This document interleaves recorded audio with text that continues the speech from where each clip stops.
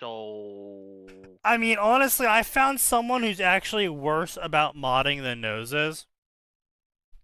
Ow. Killmonger, Killionaire. Killionaire over here. Yeah, Killionaire over here.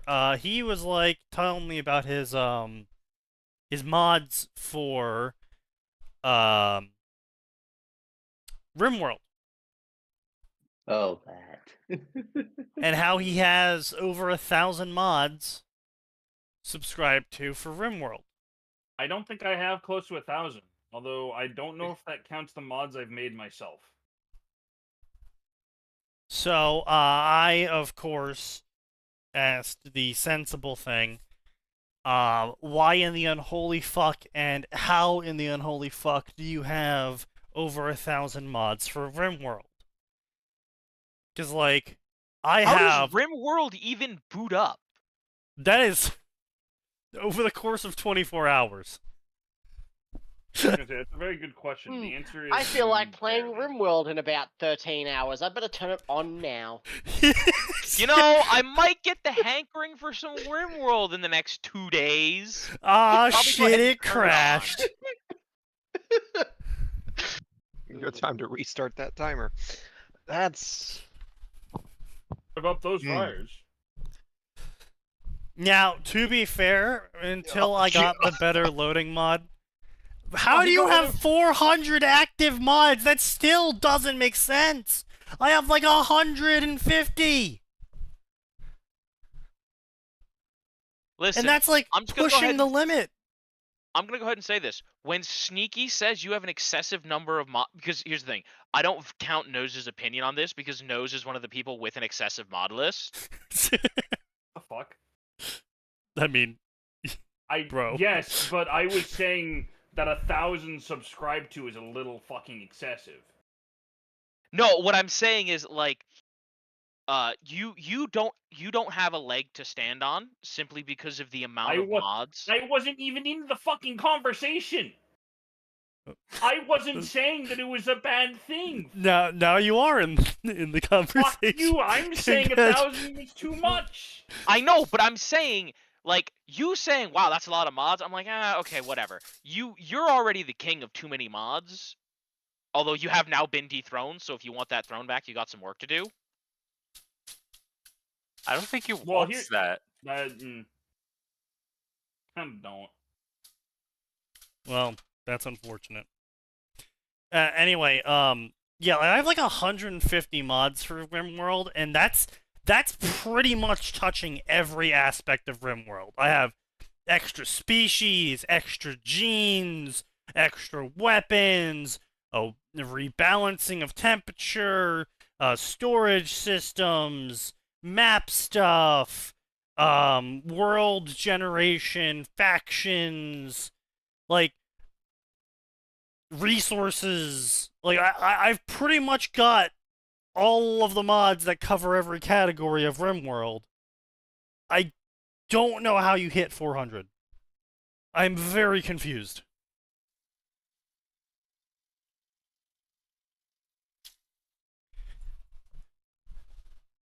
Is everyone dead? No, listen. Okay. What are we? I don't have anything else to say, and I agree with you. Like, yeah, I don't need to say anything more. It's absurd. I just thought you were going somewhere with it, yeah. Anyway, yeah, that's absurd. 400's crazy. Anyway, yeah, so Killionaire's dethroned Nose. For some reason, Killionaire was, in the possession of mods from 1.2 still. I don't know why you were still subscribed to them. Kind of baffles me, to be honest. But, My apologies, I was not aware of your game. Yeah. But, anyway. We see here the previous alpha modder bowing in submission to the new king of excess. As he presents his mod list for inspection. Hold on a minute. I need to check something. Hold on. I'm fuck you, number one. I'm checking genuinely to see how many mods I have because that list might be larger with the amount of mods that I actually made myself. What do you mean, made yourself? I edited shit. No. Credit to Nose. He's actually quite a decent modder. I just fucking hate semicolons with all of my heart and soul. I mean, that's fair. That's fair. Dude, I fucking missed a semicolon and it caused me to, like, waste fucking 3 hours looking for that shit. So I'm like, why the fuck isn't this fucking, like, class mod loading? Oh, you know, you actually, you can get a fucking chat GPT and shit like that to help you with that now. Oh, really? I mean, I'm not going to use it out of principle, but that's cool. Yeah. If you dump the whole code in. Because I assume it's not, like, gigafuck long. No, it's, No, I am shy of 1,000. I am shy of 1,000. Jeez. XCOM mods? Yeah. Okay, Why? so... How does your game even run? Like, RimWorld's meant to run with mods. How the fuck does XCOM even boot up? Do you start up the nuclear power plant in your house?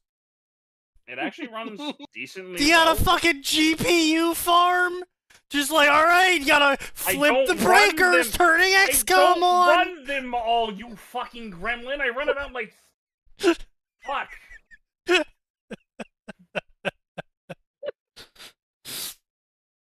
You see, every time you hear the sound of something taking off in the distance, that's not because Nose is near an Air Force base. That's his GPU begging for the peace of death after he requests it load XCOM. Let's see. Well, most of time for my 90-second Iron Man run. I thought that was his blood pressure being visible. I don't trust Iron Man because of the way that some of the shit works. Well, yeah, I mean, I figure with over 1,000 mods, you wouldn't be able to do Iron Man because of how often it would crash. So, I mean, that's fair, yeah. I mean, here's the thing. You could solve that by having a mod that saves whenever the game, just before it detects hanging processes and goes, oops, I should save. No. So that's a bad idea. That's a bad idea. I know. Yeah, I'm going to include my save nuker mod. Its purpose is to nuke my save whenever it goes to crash. And then it will play a message for me. Uninstall some mods. I won't listen to it. You know, that just sounds like the ultimate hardcore mode for that. Quite, yeah. Honestly, most of these are just fucking quality of life shit. Why do you need that much quality of life? How bad is He your doesn't life have any quality that you IRL. require that much? You know, there's got to be at least one mod out there for some game where if it crashes, it just uninstalls the game. And you have to reinstall it every time. Well, there is also an issue where people who make mods are just like, oh, hey, also, you require like 7 other different mods if you want to run this mod. And I'm just like, I mean, why to have be you done fair, this? there is one game that does that on purpose. What, well, you need to like run a bunch of mods with the mod? No, one shot. It's a video game that came out a while back.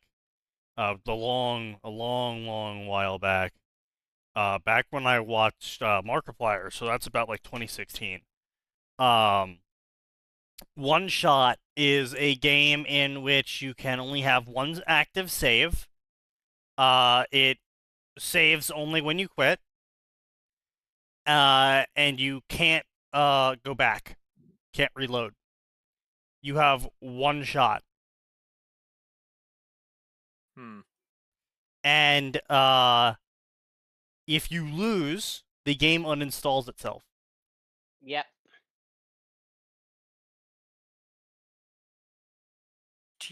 I could probably get rid of a lot of these, honestly. I'm gonna be honest. I'm not a fan of that just because of the fact that you can't like delete the game and reinstall it and play again, I'm pretty sure. And there's side quests and shit that you can miss, so no, you can reinstall a game, but you start from the beginning. Ah.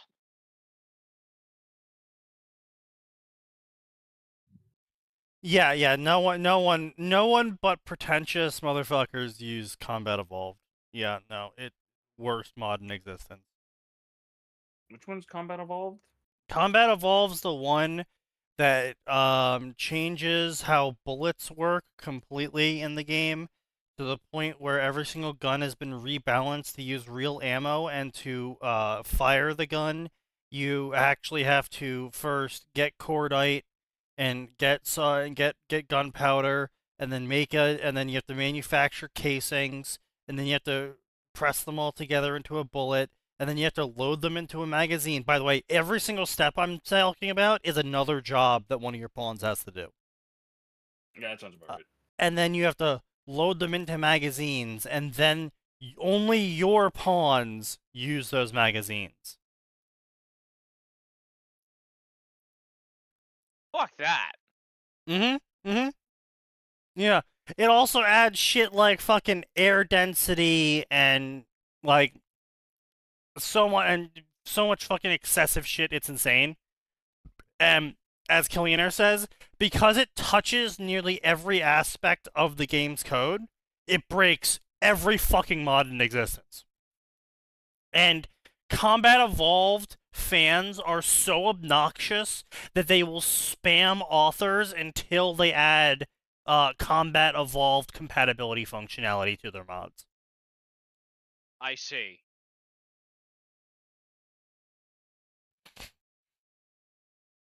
Yep. Yeah, no, it's just fucking awful. I hate it.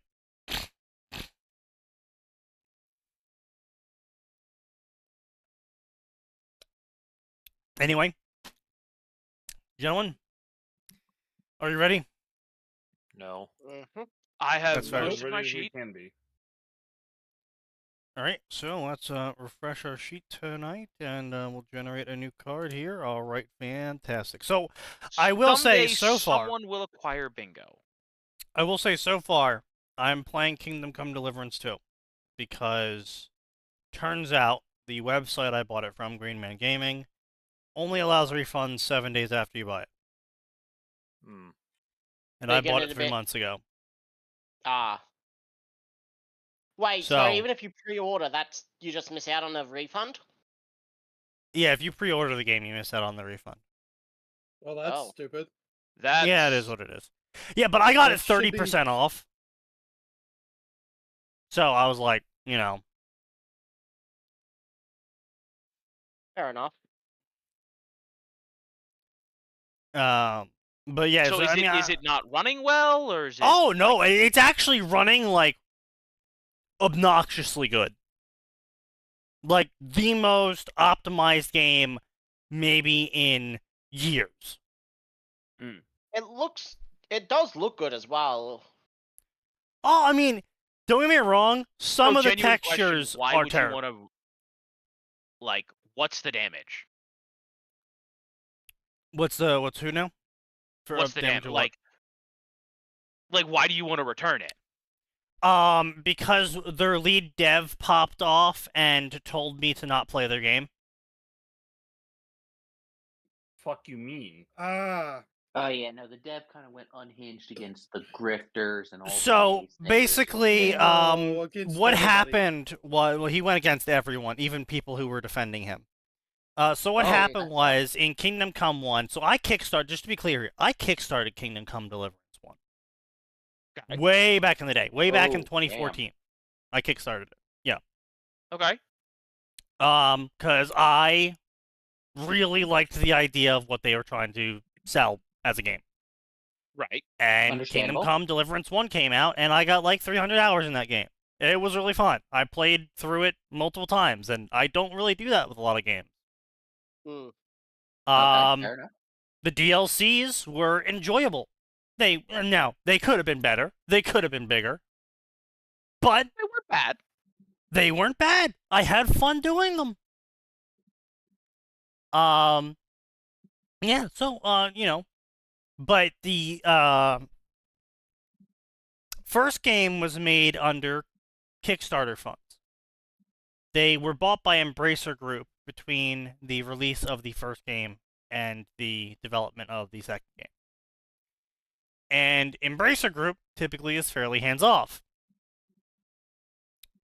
Unless you're a flaming homosexual with a lot of money and you invest into games specifically to force game companies to make your game gayer.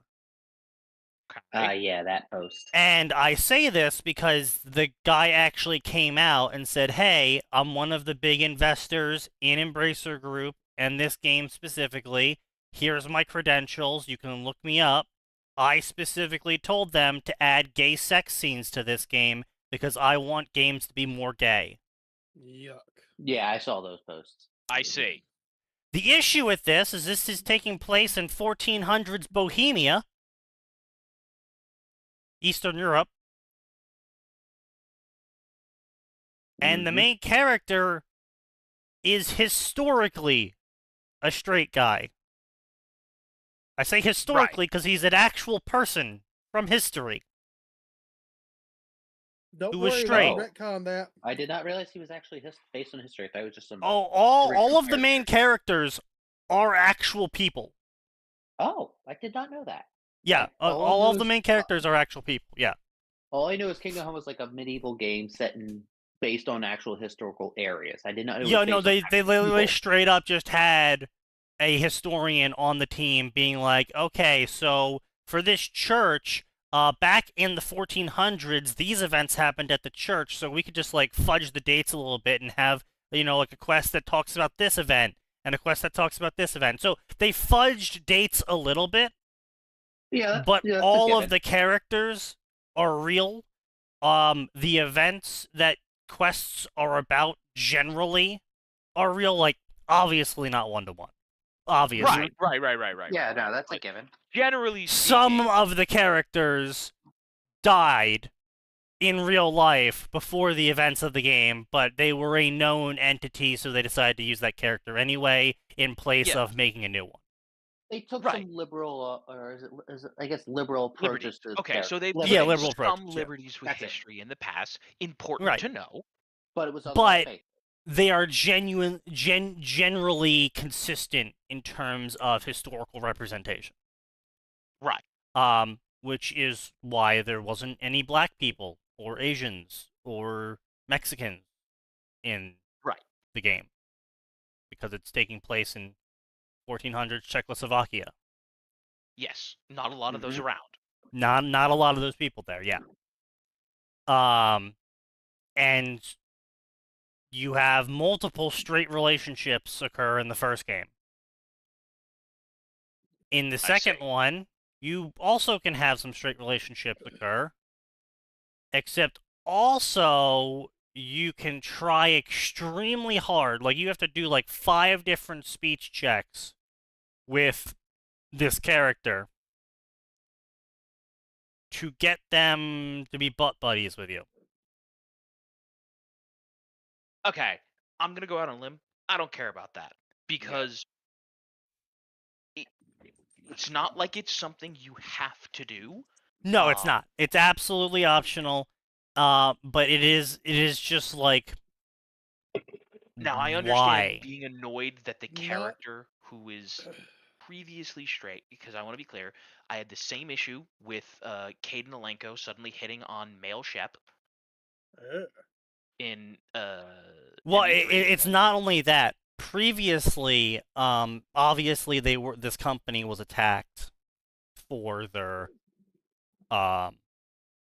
game, not having gay stuff or black people. Here's what I'm gonna say. It's an easy way to shut a lot of people up. It's not in your face. Right, but like I said, here's the thing about the character. So on one of their videos, someone said, why are there not more options for people like me? Why do I have to play as Henry? Can't I play as me? And their response is, no, you can't play as yourself. This story of Kingdom Come Deliverance is about Henry. Henry is a straight white Christian male of 1400s Czechoslovakia. You don't play as yourself. You're playing as Henry. I remember. I know exactly what you're leading into. Yeah, I see. But he made the dev also proceeded to make a statement on Twitter that it's not a Christian game. Yeah, and then the dev later on for Kingdom Come Deliverance 2 comes around and he's made statements like, it's not a Christian game, we wanted to add more representation, all these things. They added one black person to the game. He's there because the king who's invading the lands of your home brought him there because he's an amazing sub-Saharan Muslim doctor. And when you meet him, he tells you that Christianity is awful and terrible and you treat your women like trash. We here in Islam treat our women much better.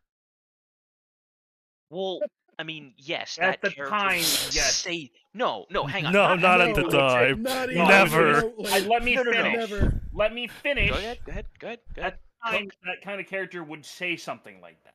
Yes. Yes, Yeah, I'm that's aware, correct. and I'm not. My complaint isn't that. My complaint is that Henry's like, "Oh yeah, you're right, sir. You're just so amazing, and you're correct." I fuck see. that. I was not aware of that fact. Yeah, no, that's you don't wrong. disagree with him. See, it Right. sounds to me like there's a lot of stuff they did to score a lot of easy points and make a lot of money. Yeah, Yeah. it's just But really then- annoying. It's just like they did such a good job with the first game. They weren't hurting for funds. Let's be clear. They were not hurting for funds. No, Uh-huh. but they wanted that free USAID money. No, they wanted the Embracer Group money. That's what they wanted. I was gonna say that's way more money. What's this about? Sorry. I But was- yeah, the dev popped off on Twitter and was just like, you should play this game if you have problems with this and blah blah blah blah blah blah I see. blah. Blah. And I was like, all Okay. right, can I cancel this game? No, I can't cancel this game. All right, whatever. I'm still gonna play Well, it. I was saying fucking you bought can't it. I'm cancel gonna it. fucking play Yeah. it. They've And already got your money. You it's not fun. playing it does nothing. There's bugs here and there. There was bugs in the first game, so I don't care. There's bugs here and there. It's whatever. It's basically the first game, but a little bit better in pretty much every regard. And so it's like, okay, fine. I'll live that's with it. nice at least. Yeah. It's just eye-rolly when it comes to the whole fucking... It's just... Can devs just shut the fuck up? No. Nope. Like, I think what makes it different is that he's not really responding to whiners or whatever. Like, I saw this one post of the guy behind what was it, Ultra Kill. Someone was talking about wanting a parry shield, and it's like he told him to fuck off. And it's like, okay, No, he's defending. wanted- the Parry game. he didn't want parry. I think he wanted dodge with invincibility. No. frames. It was explicitly a parry shield, like for Mm. that the robot could hold. And he's like, Oh. parry shield, get the fuck out. And it's like I I mean, can respect the dev going like that. Like he has Yeah. a vision for the game. He doesn't want people coming in and it's like that's gonna babyfy the game. I don't want this. Fuck off. Yeah. Yeah. Yeah, Like, he I said, can "Have you respect tried that. getting good? Have you tried not having a skill issue?" But yeah, it's like I can respect that with a game dev like going like, this is my game. I know what I want for it. This is my vision. I don't want that shit in my game. Don't ask for it. Yeah, like, sure, yeah. Not every game has to be Ultra Kill.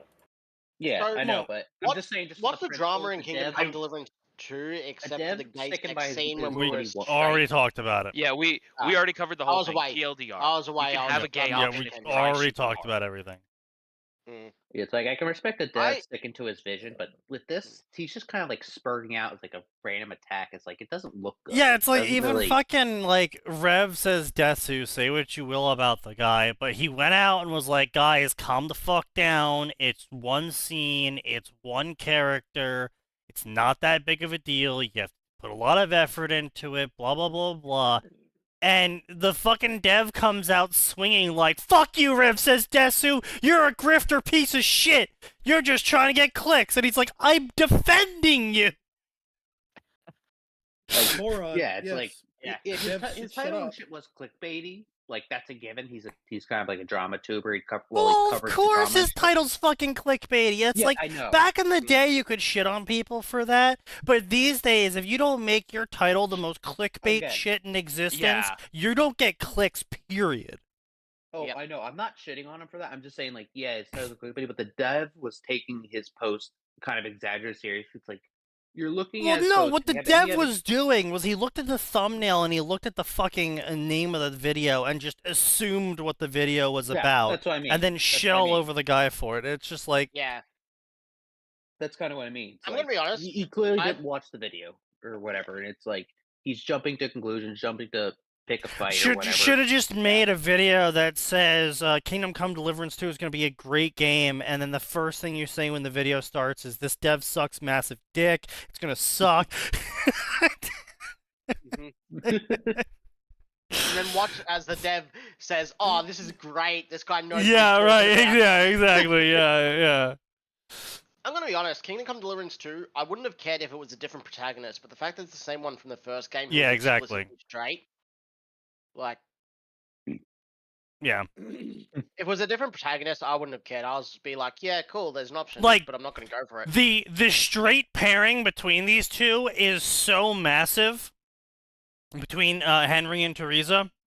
It's so massive. They made a fucking DLC and sold it to us for $10 to progress their relationship. Jesus fuck. That's how important the relationship between Henry and Teresa was. Yep. And they kind of just shat on that. Yeah, they kind of just fucking shit into it. So yeah, it's a little bit annoying. Anyway, Mass Effect. Yeah, I would say real quick. What this game sounds like is I will probably pick up the first game. I mean, honestly, I When it's highly on recommend sale. people do in general. I mean, it's like always on sale these days, and it's like for $5 too. Oh damn, that's So- actually a pretty good deal. Oh. Yeah, they No, constantly do me a have. favor. Is that on 95% sale right now? sales. Kingdom Come Deliverance? I'll take a look right now. No, it's not on sale Oh. for me. It's $45, which is still good. I'm not paying $45 for that. I mean, they'll probably put it Australian. on sale for the That's spring sale. Australian. That's Yeah. 45 Australian. For you, it's probably like 20, It's currently $30 full price 30. for me. That is Eh. worth it. I'll tell you that much. Maybe not $40 for the for all the DLC. DLC, or $50 for everything. Yeah. That's not a horrible Just- deal. Just wait for the sales yeah. to pop up every Yeah, now There's and gonna be a then. I would sale. say I'm not. Put it on your wish list. Wait for a sale. Game's like 70. It's about 7 years old. It'll go on sale soon. Well, yeah, I was gonna say I'm sure it'll go on sale soon because I'm not like, ooh, gotta get I this mean, game. right now we're looking at Fanatical. In Indie store has it for $7. Oh, damn. Wow. The game normally is $30. Yep. Green Man might have it on sale for like 15. or Green less. Man has it for $30. Oh, But yeah, all-time lowest price was $3 on Steam, and that was Ooh. August of 2024. So you're probably gonna be able to pick it up during the spring sale. yeah. And that was on Steam too. That wasn't on like a third-party website. That was on Yeah, yeah, Steam yeah. selling it for $3. Yep. No. Like I said, I'll probably pick up the first game when it's on sale. And then someday I'll get around to playing that, and then someday I'll equally get around to playing the third game, Yeah. second game, whatever. Honestly, it's like I think my only complaint with the game so far is the opening prologue is a little bit too prologue-y. Well, wasn't that the problem with the first one? Like the opening tutorial was very much a tutorial. Like you are in the tutorial zone. This is the tutorial. I mean, yes, but no, because the thing is that right, you got to keep in mind you're playing as the blacksmith's son, Henry. You've never held a sword before. Mhm. You've never been out of the town before. You've never ridden a horse before. Your boy. character literally has never done these things. Period. You're the basically random NPC that. So getting a tutorial is actually something like you don't unlock parrying until you go through the tutorial, go through the first early missions of the main quest, get all the way to the second hub city, and then get all the way to the point where the sergeant at arms offers you some combat training. and then you can unlock parrying. I see. Yeah. I remember you telling, was it Crow back on Sign Server when he was on that a lot of the quests were not like standard RPG. Like you Oh were kind of yeah, on a time no. crunch with them and stuff. If an NPC says, "Meet me tomorrow morning on the hill," They mean meet me tomorrow morning. they mean meet them tomorrow morning on the hill. They will leave without you. Yeah, you cannot just put it off to do other shit. Yeah, Some that stuff was you kinda can. If some guy's like, hey, you know what would be funny? If you slathered that bull in red paint, that would be hilarious. That's a quest you can put off.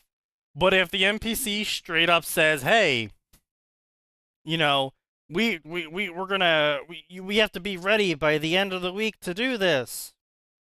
You gotta better be there fucking at the end of the week. Period. Or else.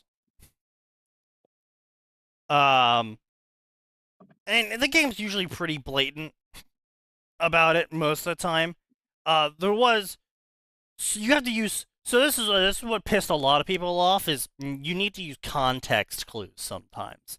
Like there's a quest Oh, how at one. terrible. Yeah, there's a quest at one point in the game where someone dumped a bunch of bodies into the town's water supply and it poisoned the town's water. And so a plague starts in the town, and you're told about a plague has started in this town. You're not told like, we gotta fix it in 3 days or everyone dies. Like, it's just, hey, a plague has started in this town.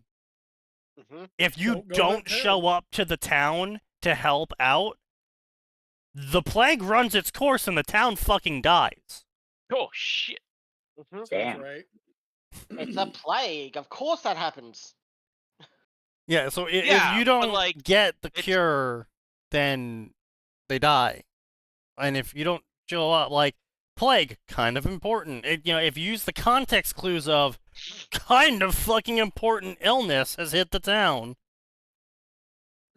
We should probably do something about this. you know?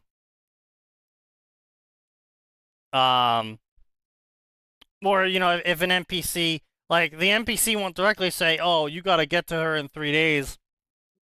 But there's one quest in Kingdom Come 1 where you agree to help someone out, and they go, oh, okay, thanks for that. I'll tell them you're coming.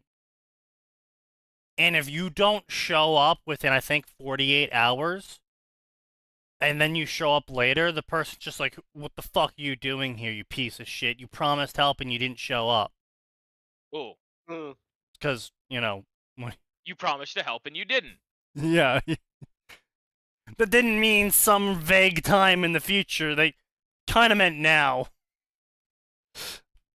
You're like, bro, where the fuck were you? Sorry, I was playing Gwen. But, yeah, so, there is... And... Generally, it's pretty good. Once you play through it at least once, you'll go, oh, okay, I'm sort of understanding how the game's telling me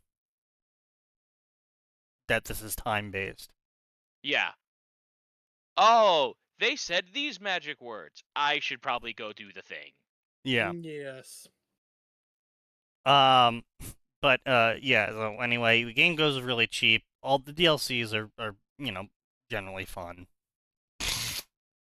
They're not big. They're not huge. But they're fun, Little Yeah. nice things. But yeah, so Mass Effect. Must Getting a we new read Mass about Effect? Mass Defect? Yes. We must read about Mass Effect. For a very important reason. You see, I will continuously forever bring this up until BioWare redeems themselves and releases a Mass Effect game that isn't dog shit. Oh, never. Yeah. They Yeah. haven't done that since ME2. ME2 was ME3 dog was shit. Fine? Either ME3 did. I'm was not gonna say perfectly ME3 fine. was great, but it was fine. All right, Mm. 90% of ME3 was good. The ending absolutely ruined everything. Yeah, What are you no talking question. about? The ending? What do you mean? The ending where they all went to the Citadel and had that big party and then fought a clone of Shepard? That ending? No, I'm talking the pick your color of explosion. I have no idea what you're talking about. I think he's fucking with you. There was no multicolor choice on the Citadel. Yeah, no, the There whole isn't. team just the game ended right before the big final battle when the whole team went to the Citadel and reaffirmed their bonds and then fought a clone of Shepard. You know, that's Wow. where the game ended. Yeah. That's for the game. There is ended, no, okay. there is Yeah. no war in Ba Sing Se. Yeah, that's where the game ended. But anyway, I'm sorry, just like the gameplay of 2 is just so fucking dog shit. It plays like a worse Gears of War because that's what the big game at the time was, so they tried copying that. But anyway, yeah, no, Mass Effect Andromeda is why I'm going to forever bring up the Mass Effect section, because the lead romance writer for the Asari Companion, I think it was a previously famous Asari romance writer in the Mass Effect section. And the reason why the romance was so fucking dog shit was because if you go into the reviews of this person's story, which is, by the way, fucking dog shit, all they get is massive positive reviews of "you're so amazing, this story's so great, I love these characters, the romance is so good," etc., etc., etc. I would call it dick sucking, but they don't have one. So, you know, I don't really think I can say the rest of the words that I could use in place of that there. But yeah, so I will never let that go. I will never let go of the fact they hired fan fiction writers to write story elements of a Mass Effect game, and they didn't even check to make sure that the fan fiction of the fanfic writer they were hiring was even fucking passable as legible English, let alone a romance story. Like, here's the thing. If I was to find out there was a Yoko Senji game, and I find out that Sign's been selected to write a couple side quests for it, sure. That's acceptable. I'd be fine Or, with you that. know... Sign's got a working brain in his ears. I would even tolerate side quests for a Ruby game written by Core, but it's just like, she wasn't that sort They of all person. take place in a bar. She was not that sort of person. She just wrote a bunch of fucking Asari ship fics, and they were just dog shit garbage, you know, generic. So she wrote shit that appealed to the most common denominator? Least common denominator. Oh, sorry, least. Yeah. See, the problem is when you write a female-focused romance story, you're not going to get a lot of women playing your hyper-action-adventure game. No. Yeah. Yeah. No. Bit of a differing market there. Yeah. I don't think we do. I don't think we do. Considering how much Andromeda flopped and how quickly EA put it up for $5. I'm gonna go on to a limb and say that I'm right. Andromeda flopped for a lot more than Garbage Story. Garbage Story was certainly a key contributor, but slow gameplay, a main story that may not really. Alright, so the game itself was technically a good game. Oh, no, 100%. Smooth. The mechanics were but better. Yeah. Yes. It was in every way possible. They had that thing polished down to a shine. It was great. The problem is literally everything else. Yep. The plot, the characters, the looks of the characters, because the guy came in and beat them with the ugly stick specifically to get that DEI money. Unless it's a male character, then they look like a runway model. Oh yeah, absolutely. They still kept the runway. It's fine for the guys to be hot and shirtless, but you know. But not the females. No. Yeah. You can't sexualize women like that. No, of course not. Now get to dancing on the stripper pole. Right. Because, you know, Asari, an entire race of stripper pole dancers. Yeah. Hey, So be anyway. nice to the Zeltrons. They can't help that they're blue skinned. I mean red. Bruh. Yeah, I know. Right? Hey, you know what? At least Star Wars created a race of party people, and it's like, nah, they're into it, but don't be an asshole. So you've got the race of tentacle-headed pole dancers, slave girls, which is the Twi'leks, and the other ones. What are they? The Well, I mean, Like it Ayala? effectively it's the crossover between what if the space elves were prostitutes? And it's like, well, Yeah. how does that make sense? Oh, it's like, well, you see, because the space elf lives 1,000 years, which is about 10 times longer than what you're going to live. They view the time period where they prostituted themselves to you as literally nothing. It was a childhood game I did when I was They're having young. fun. And but by the time they're even an adult by their species, your children's children will be died of old age. Yeah. So it's like, okay, I kind of follow, but that does kind of take away from the hot aspect of they're only dancing like prostitutes because they think I am basically a housefly. Right? I'm a housefly with a working dick. As opposed to they're doing the pole dancing because they think humans are fucking hot. Yeah. Well, I mean, for them, it's like... What the absolute fuck have you posted?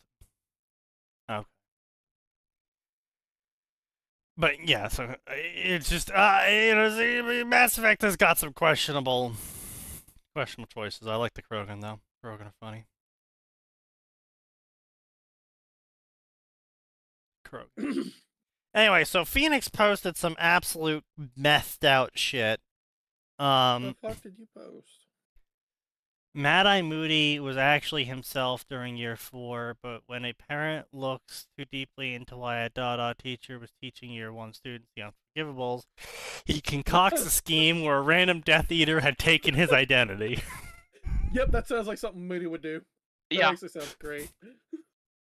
Yes, I Imperious this random Death Eater to pretend that he had Imperious me and taken my identity. Don't worry, it's fine. Nobody will figure it out.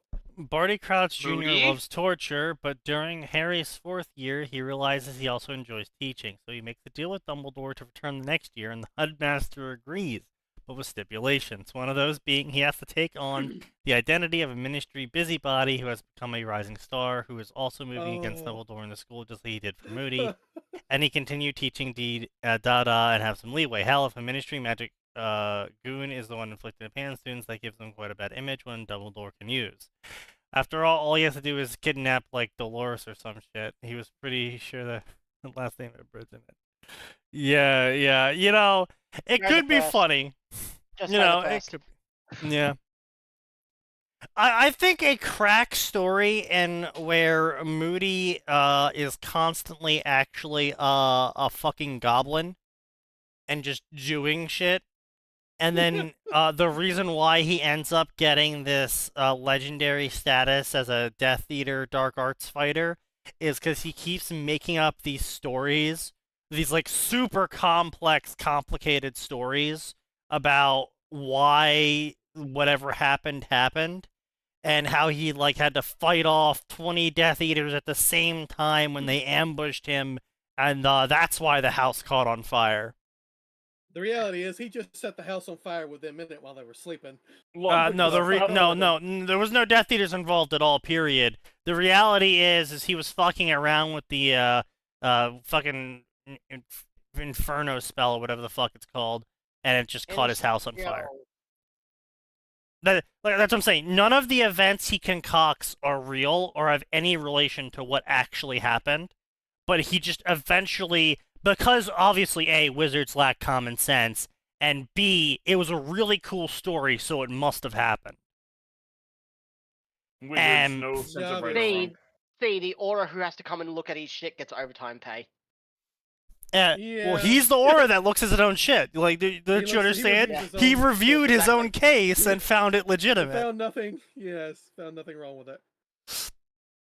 And so, like, like you could make an entire Harry Potter story about Moody just being a fucking goblin. Like, he makes up a story about how he's captured some guy named, Dark Blackwood, and the Death Eaters are like, we're gonna free Dark Blackwood. Who was Dark Blackwood? I can't remember, but he does sound like one of us. Yes. I'm not quite Politics, sure, do you but know really, this his guy? name Is he your his cousin? name is classy. He must have been important to our operation somehow.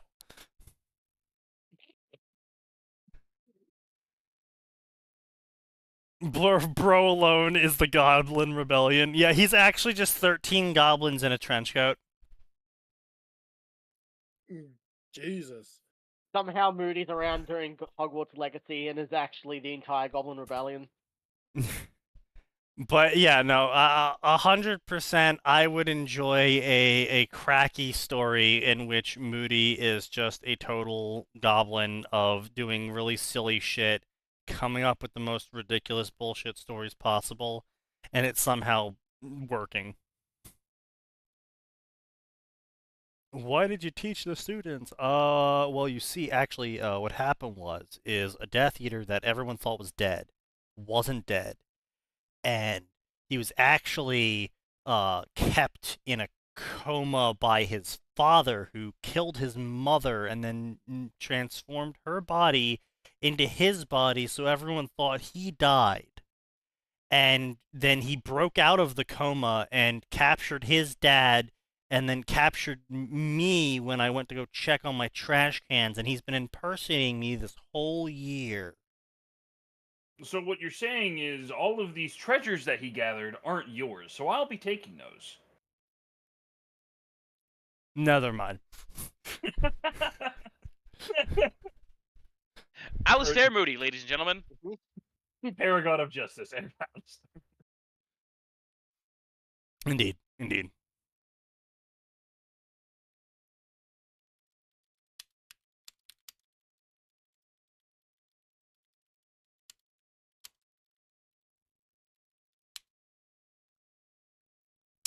But let's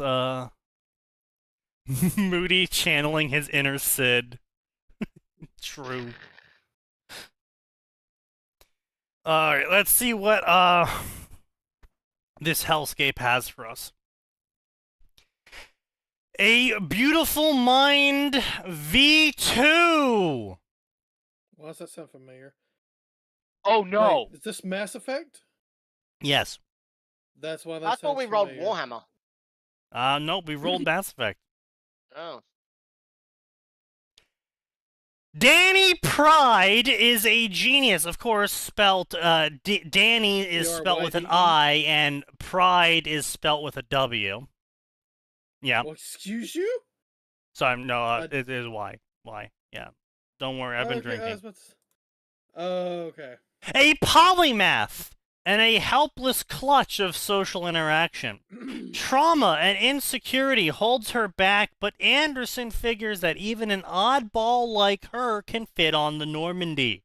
Danny learns about what a girl boss she is, grows to be her own girl boss, and even learns a thing or two about scissoring. The better version.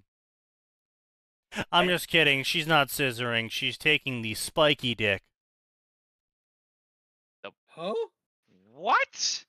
Oh, Turian? Turian dicks are spiked for your pleasure. That's information I didn't need to know. Thank you. Why do you know this?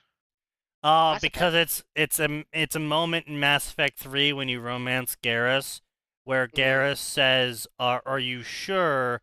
And then proceeds to describe the sex that occurs between Turians, and part of it is that the penis is barbed, so it can hook inside of the female Turian, and to do the thing. Oh, they're cats. Turians are cats. Turians are cats, yeah. So they've got the Echidnas. shells like insects, but they're supposed to also be kind of like birds. And now they've got cat dicks. Yes. Okay, guys. Does this their count as face female is author basically a syndrome? grasshopper. Yeah, so anyway, the new better version V2. Yeah, so one chapter, 1,000 words. The original story, which is right below this, is Danny Pride is a genius, a polymath, and a helpless clutch of social interaction. Trauma and insecurity holds her back, but Anderson figures an oddball like her can fit on the Normandy. Spanning the events of Mass Effect 1 and 2, Danny learns about who and what she is and grows to be her own person and finds love. So basically, the worst fucking story in existence, where It's some retarded autistic woman proceeds to girl boss her way into getting spiked for his pleasure. Wait, is that just the exact same summary? Instead, they just took out spanning the events of Emmy and Emmy 2 for newer, better Effectively. They originally Does had that count as- 48 chapters with 153,000 words, and yes, this is a V2, like I said. V2, And this is that also female author OC syndrome? times canon.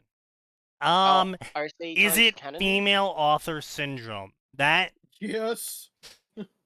I would That is say one. almost solely because she's going after Garrus. Yes, this is no. I won't say female author syndrome. I will say barely disguised fetish.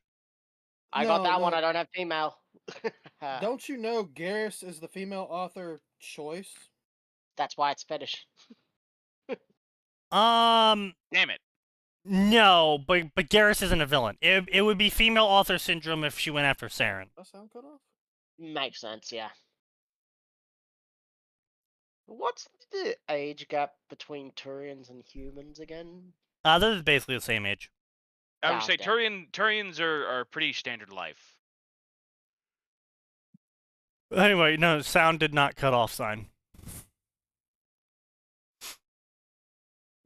Do we even want to read this? No. But we're We gonna have don't, to but we're anyway. gonna- Story is before- unavailable for reading. Fantastic. That's what I love to hear. Saved us. Fanfiction saved us. A war of tragedy, a war of sorrow, the First Contact War V2. Oh, God. A single spark, a single event can change the lives of many and shape civilizations. From a silent relay far from everything, to worlds freshly known, to a grand space station that has served as the time to 1 million people across 1 million lifetimes. One such event was the First Contact War. Version 2.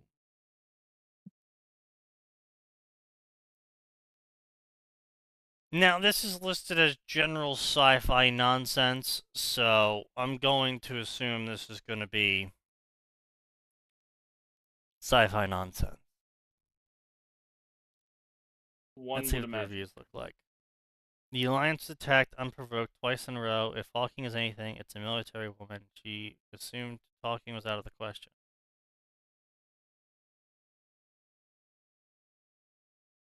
Okay. I'm a little surprised none of these engagements did either side try to do with dialogue. Okay, so he's just responding to this guy. Yeah, but that's what our military is famous for, is talking with people calmly. Yeah, we talk to them calmly. It's just, we aim at least 13 different guns at them. After we blow up their entire military. Proportional responses. Also, yeah. We didn't start that. Yeah, also that, yeah. I didn't even ask what we started, but alright. No, like I'm saying, humanity didn't start that. Turians were assholes. I was talking more generally about the U.S. Army, but yeah, sure. That's what I'm saying. I US know, Army I didn't start know. this one. And let's be real, they might as well. The United Earth government may as well be Super America. I mean, it basically was written as that. America, no. What? Sorry, it's just a force of habit.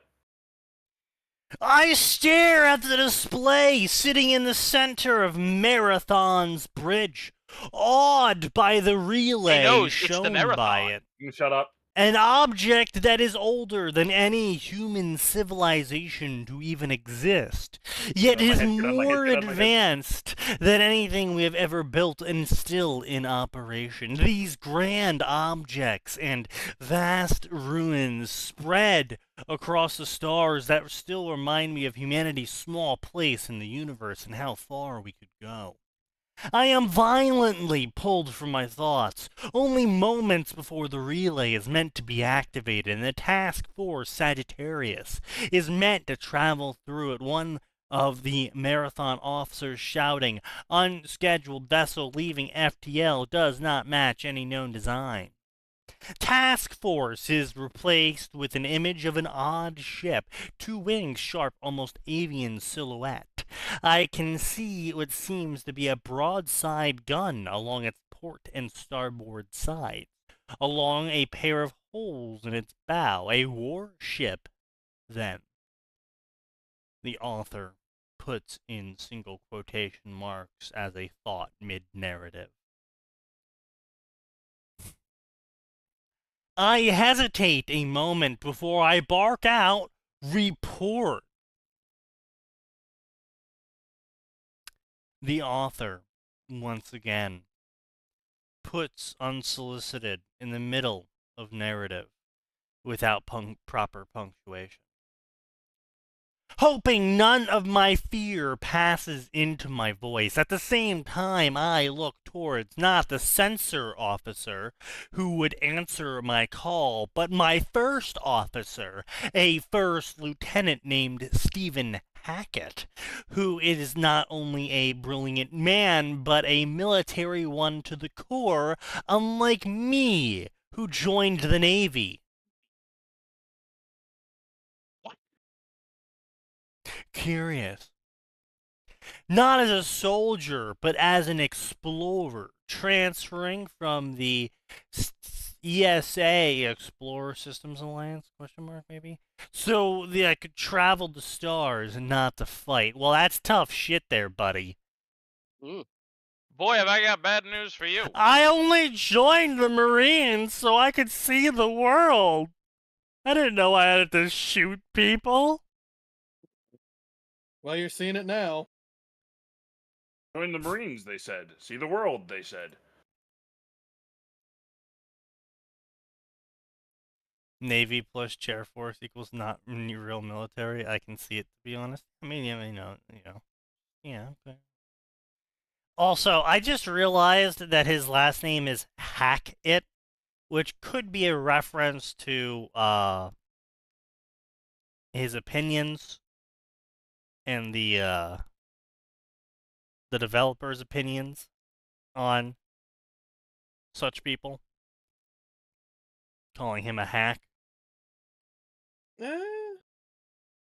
I mean, maybe. I'm just saying, it's just a possibility. That I would be forced to fight seems undeniable. Shouldn't have been a fucking ship captain of a warship. Yeah, I was sorry. Why is it? What? We've put this person in charge.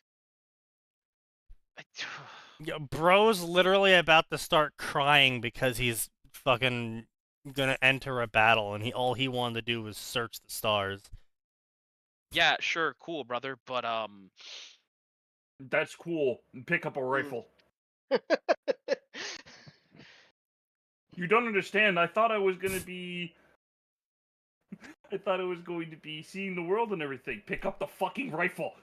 Oh, you'll be seeing the world, sonny. Congratulations for this new division of Space Navy called Helldivers. Go fight the bugs. True.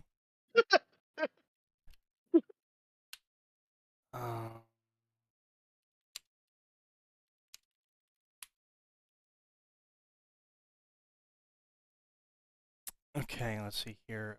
Okay. Blah. Oh, New Jersey. What to do? Commissioned 1943. Decommissioned 1948. Recommissioned 1950. Decommissioned 1957. Recommissioned 1968. Decommissioned 1969. Recommissioned 1982. Decommissioned 1999. Sounds accurate. God damn it, New Jersey. It was officially stricken from record in 1999. Which means it's still out there somewhere. Oh no! Waiting. It's off the coast of New Jersey. It's like 30 minutes away from me. You can do a full tour of the ship. They even it's fire become the a guns. Museum. It's entered the museum fleet. Oh no! They still fire the guns for celebrations. And it is technically speaking war capable. They would have to do some minor retrofitting to refit it. But like if like tomorrow the European Union decided to attack us, it could be turned back into a warship like within weeks. You know, inside a month. Yeah. 99% chance of recommissioning it in within 20 years. Yeah, probably. Anyway, the reason why I'm looking up the USS New Jersey is because we might get our first official author knows nothing. Oh shit. Woo! Okay, so the USS New Jersey displaces at 50 tons. Okay, with a maximum full load in 1968 at 61,000 tons. So that's pretty impressive. Now, how long is the New Jersey? It is 32 meters. Okay, so we're gonna do some math here. So we got 32. What? What am I waiting for? Wasn't there a length right above the beam though? Wouldn't it go by length? Oh yeah, you're right. Look at beam. Yeah, you're right. Yep, 270. That makes it worse actually. So according to this author, a spaceship twice the length of the New Jersey is 5 times heavier to 10 times heavier. And it's flying in space. Hang on. What hang on, let me look this up. Which ship is she talking about in Mass Effect? Their own made up one. Yeah. Just a generic spaceship. A generic Turian cruiser. Sorry, 19 times heavier. Which New Jersey are you looking at, Sneaky? SSN 796? No, the BB-62. BB-62, okay. Yeah, okay. Apparently a Mass Effect Turian cruiser weighs over 7 million kilograms. This makes it slow to accelerate, but it has a lot of heavy armor. Well, alright. So, one thing you have to remember is that, Mass Effect numbers are bullshit. I spent a lot of time looking them up, and I can tell you 100% they're absolute bullshit. The devs themselves, in a lot of cases, but hold on. 7 million kilograms is only 7,000 tons. That weighs a sixth of New Jersey. Yes. Yep. So the and now, to be fair, side, as much as you might say they're bullshitting, keep in mind their armor is actually super thin because they use kinetic shields, and then on top of that, because they use mass-based propulsion systems, they actually purposely undermass their ships, so they use less Mass Effect to propulse themselves. Also, there's another thing there. During the construction process of those ships, the materials were made using Mass Effect fields to do some space samurai katana armor folding bullshit. Yeah, to make it super their light. Armor super armor. So, an inch of steel, normal steel, is like an eighth of an inch of this Mass Effect hypersteel bullshit. Yes. So it could theoretically, yes, way less than an Earth ship of comparable size. But That's anyway, not what this girl point is being, saying, point being is that is actually the exact opposite of what they're saying. So by Mass Effect Wiki, a Turian ship is 1/6 of New Jersey's weight. According to them, a Turian ship is 19 times heavier than New Jersey's weight. So they are off so hard. Let's see. So we're gonna round up. So 8,000 tons, right?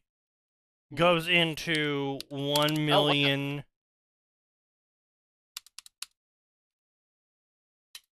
Fanfiction Contempt data 9001. Wow, that's an awesome 100. Yeah. Well. Yeah. I did that whole thing where I used my number pad again. There we go. 100. They are off by a margin of 150 times. Oh. Yeah, author knows nothing. Author knows nothing. Wow, the one time I don't fucking... Oh, no, I do have it. Nice. I don't Yeah, have it. I don't have it. Does their math trigger you, Sneaky? Yes, it does, actually. Is that trigger then on here as well? No, they did not include triggering. Wow. I have none of the fucking things we got so far. I know. None of of blanks, no OC canon, no V2, no no's, nothing? Nothing. Holy shit. Sir, we've been ordered to move, blah blah blah, unknown, blah blah blah, weapons fire, shields barely, blah blah blah, close in. Yeah, so this captain is absolute fucking dog shit. They haven't described any eyes as gems or orbs, have they? No. Damn. That's just a dead square nowadays.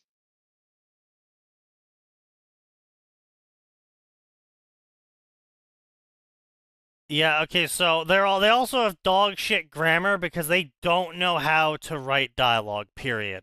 Like, they have no idea how grammar works in dialogue. They have no idea how grammar works around dialogue. The only time I see them properly use grammar and dialogue together is when they have questions. So what, just bad grammar? Yeah, bad grammar. This is fucking awful. This is the V2, by the way. I just want us to be clear here. This is the V2. Anyway, so absolute dog shit story aside, we're moving on. Wait, what do you mean you're just missing Patreon, Killionaire? We haven't gotten ROC or Author's Barely Fetish, have we? No, we got Author's Barely Fetish. Yeah. Why do we don't have ROC? Why do you say you just need Patreon? They said OC and canon. If not out of character. Is the rewrite, then I don't want to see V1. Holy fuck.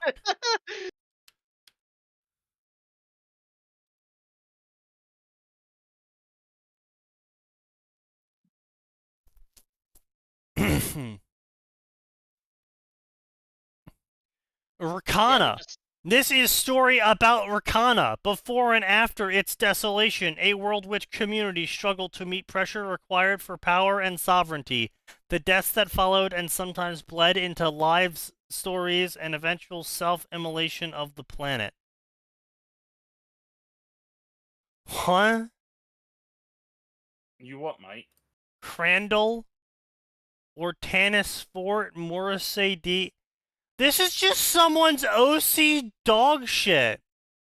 Did we ever add that as a thing where they just OC? Yeah, it's basically an original fiction? story. Yeah. Did we ever add that to the bingo when we said? Yeah, it's right here. Original fiction. Oh, cool. I unfortunately do not have that.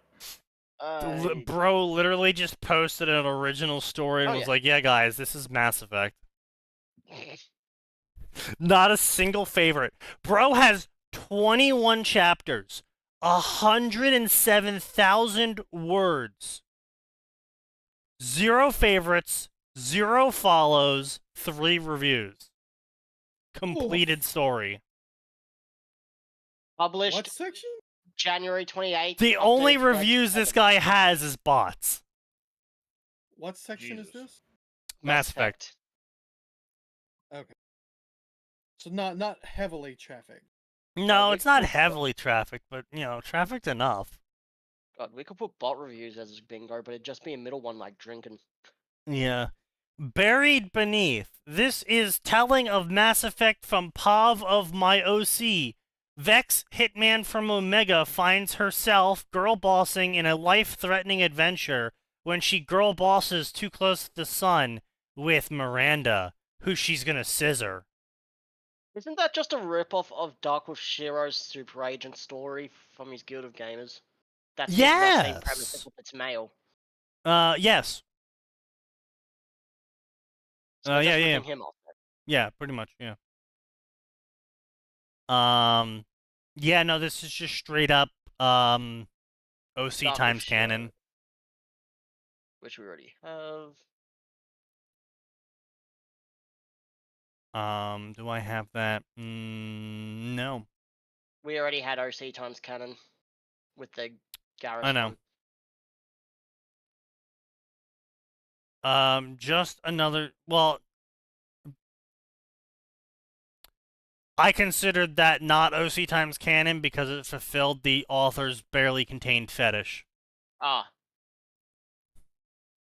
But this is OC times canon, so it doesn't matter. The fucking Mass Effect section is the section that keeps on giving, apparently. Omega is such a piece of shit. A wayward space station drifting out in Terminus system, where crime runs rampant and almost every asshole wants to fuck you around or worse, just like that stupid Turian vendor who I'm pretty sure tried to sell me bad meat this morning.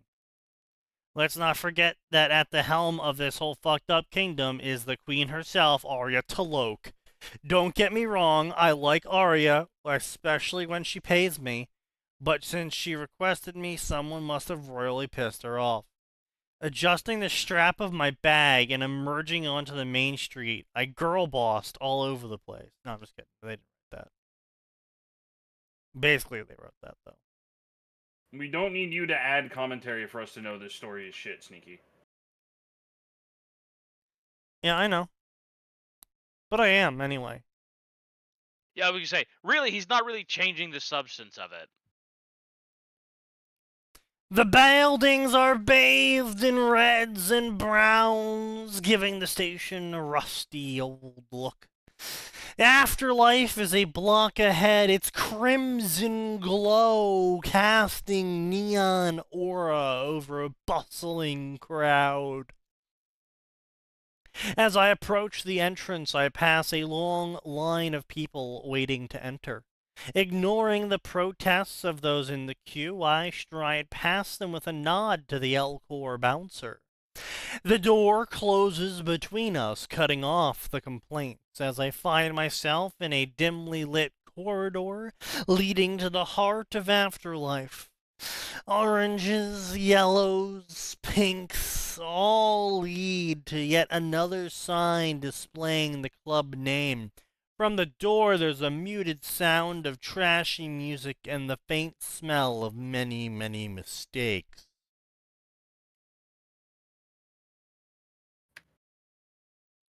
And speaking of mistakes, I'm one. No, I'm just kidding. If that group of Batarians keep eyeing me, I might just commit a race crime on them. I know them. A small-time gang trying to make a name for themselves. Good luck with that. They're not real people. It'll be hard to compete with the major gangs already running the station. Vex, one of them, calls out, his voice dripping in malice. Fuck! I mumbled under my breath as the group closes the distance between us. That's not a very girl boss of you, author. Standing a respectable few feet from me, I drop my bag to the ground, preparing for whatever comes next. Now, see, there you fucked up again. You're supposed to just pull out your pistol and shoot each of them. Why did I Also, think I just for a Putting second your heard you? bag down on Omega? You're right, it's gone. But why did I swear I just heard you read that in the Godfather voice? Oh. Ugh. Must be the New Jersey accent. It might have been. Anyway. What do you want? One of them takes a step forward. We just want to chat. There's a stupid, smug grin on his face. I know this guy. Sorish, I'm pretty sure. Small-time weasel. We've already established that they're small-time weasels. You don't need to reiterate to us that they're small-time. Yeah, but you see, she has the girl boss on them. I'm sure you would! I glare at him! I don't have time for this! And you should have just shot him. Just pull a Renegade Shepherd movement. Yeah. Boom, boom, boom. Yep. Arya probably wouldn't blink. Or Probably care. not. No. They were interfering with her business. Caprice! He snarls like that's supposed to mean something to me. We know you killed him! He's pointing at me, lips curled, anger in his 4 eyes. I raise an eyebrow and shrug at him, girl-bossingly. Who the fuck is Caprice? Girl-bossingly. Go fuck yourself. Who the fuck is Caprice? Now that sets him off. His hand goes behind his back, and I waste no time in grabbing my Carnifex, but I can't be bothered to capitalize it. I beg your pardon, your what? Carnifex. The shotgun, those? Oh, yeah. No, thing. no. What the fuck? It's the Deagle hand pistol. No, it's definitely a shotgun. Shut up, I'm trying to confuse him. I don't remember a lot of Mass Effect, right? It's the big fuck off pistol. I fucking hated that shit so much. They're like, oh, yeah, but the recoil on it. What fucking recoil? You're magnetically accelerating a weightless shard to fractions of light speed. What fucking recoil? Sneaky. For every action, there is an equal and opposite reaction. Thus, to accelerate this thing, you've got to have at least, some recoil. And while the unit does deal with about 99% of the recoil, there's still some recoil. Yeah, but the problem is that we're talking about grains of sand. Yeah, I know, but you're also talking about nearly light speed. And, no, it's like 1% of light speed. Okay, 1% of C, even in a grain of sand, is still enough to make you go splat. Well, sort of. I thought the Carnifex was a Tyranid. Yeah, I mean, Yeah, that's... I reach down and grab my Carnifex. It purrs. I look at the Carnifex. That's not my handgun. What is it? I'm sorry, it purred? Isn't there Carnifex in Warhammer as well? Yeah. Yes, that's Yeah, what we just that's what the joke I'm making is that she reached down for her Carnifex, and instead of the pistol being there, it was the Carnifex Tyranid. Pocket Carnifex, go! Hey, you're not my Carnifex! 3 million meters per second or something? Yeah, it's something ludicrous, but it's still a grain of sand, and it's still not using... It's using electromagnetic pulse to shoot it forward. It's not using any sort of blowback-based device to shoot. Like, fucking piss and moan all you want about the later games. They retconned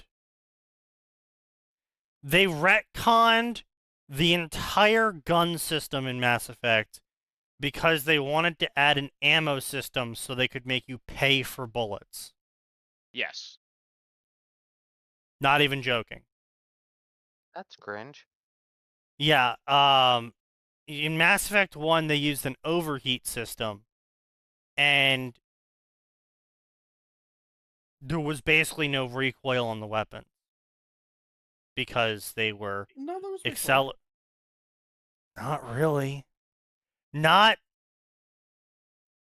equivalent recoil. Like, the assault rifle was incredibly fucking accurate if you didn't have a dog shit piece of crap Garbo one.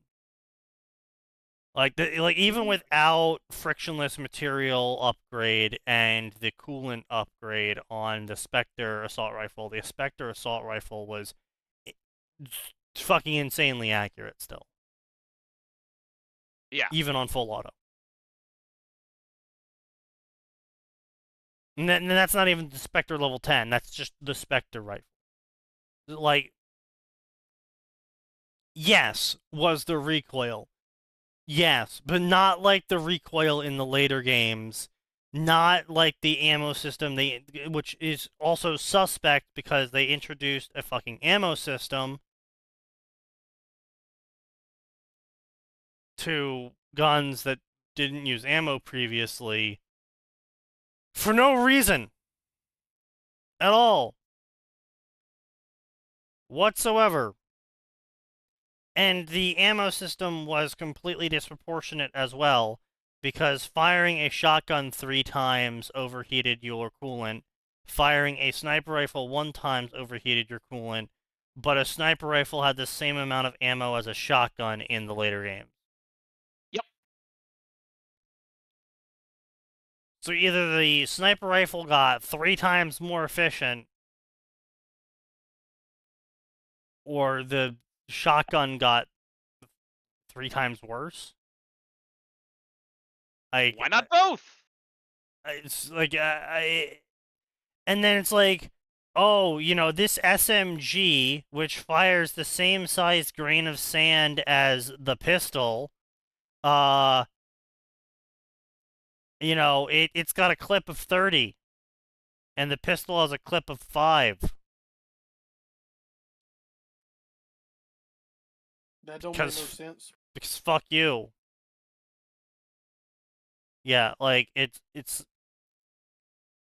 as much as I love the later games, you basically can't use any of them to determine how the technology works, because they are blatantly, heavily influenced by upper management trying to shove similar games onto them and making them retcon how guns work in the game to do it. Somebody find a video of the pissed off drill sergeant in ME2, the one talking about Newton. Yeah, Sir Isaac Newton is the deadliest son of a bitch in space, etc., etc. Buying bullets, that change was made in Mass Effect 2. You never needed to do anything like that. They did fit it in with other shooters almost certainly. Yeah, okay, so it was a little bit before the buying bullets time, but they did make you buy bullets in Mass Effect 3. You could buy extra ammo refills with real money for your multiplayer. Yeah. Wait, what? Yeah, that was a thing. Yeah, like you could take consumables on missions in multiplayer, and you could either get the consumables by opening crates, which you got from just playing multiplayer, or you could buy crates. So you could quite literally buy bonus ammo to take with you in a PvE session for the multiplayer.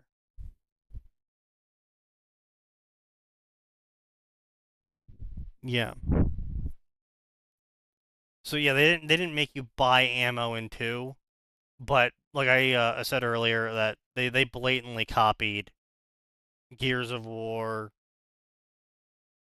What other games are coming out in 2010 at that time? Was that It was Modern Gear. Warfare time? It's like a Modern Warfare 2, I think. Yeah, but I mean, Gears was the big one. Yeah, Gears was the big one. Army of 2. There was a lot of third-person shooter games at the time that they were blatantly trying to just copy Yeah. and ride that wave on. Which, don't get me wrong, at the time, the combat in Mass Effect 2 is perfectly fine. Serviceable. Yeah. Like, here's the thing. But I can go back and play Mass Effect 2, and I'm like, it's not great, but it's not, like, ugh. I can't. Like, after playing like, this is the problem when you make a game that is not a total overhaul. Like, playing Morrowind or playing Skyrim doesn't make me go, oh, well, I can do it in this game. I mean, I do that a little bit with spells, but, like, more or less, I'm not playing Skyrim and complaining about quality of life missing from Morrowind or something like that, right? Because more or less, they were total overhauls of how the game is being displayed to you. So I didn't really... It's like going back and playing Fallout 3 after playing New Vegas, and you're like, oh god. Yeah, you're just like, I don't want to deal with any of this shit. Like, all of the issues you had... That's why we're lucky Tale of Two Wastelands exists. True. I mean, it's the same thing for me with Mass Effect 2 after playing Mass Effect 3. When I go back to play Mass Effect 2, and I'm just like, oh, Mass Effect 3 lets me do this. Mass Effect 3 lets me do that. Let Mass Effect 3 fix this issue. Mass Effect 3 lets me jump over ledges. Mass Effect 3 lets me leap. Like, Mass Effect 3 is just Mass Effect 2's combat system, but better in every way. And so when I go back to play 2, it's just like... It feels like someone has hit me in the back of the head with a fucking baton. Oof. And, like, I'll catch myself doing shit like running up to cover and then trying to hop over it. And it's like, no, you gotta do this really long route because Shepard can't leap over knee-high walls in Mass Effect 2. I thought they changed it so that you could in the Definitive Edition. No, I played Definitive Edition. Like, no, the one where you get all 3 versions of the game at once. I thought they used I played Mass Effect 1 through that, because my whole plan was to replay the series, because I love the series. Now, I played Mass Effect 1, and I had a fun time, and then I went into Mass Effect 2, and then I was like, oh god. Oh god. I'm gonna throw a grenade. Oh god. Oh. Bro throws a grenade. It was bad. I couldn't even get past fucking Omega. Like, I literally stopped on Omega, and I was like, I can't do this. This hurts.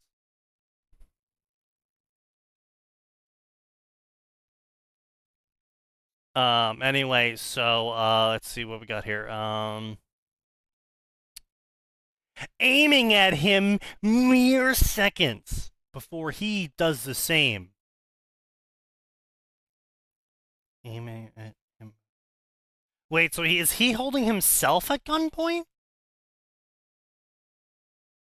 I'm gonna shoot you, not if I do it first!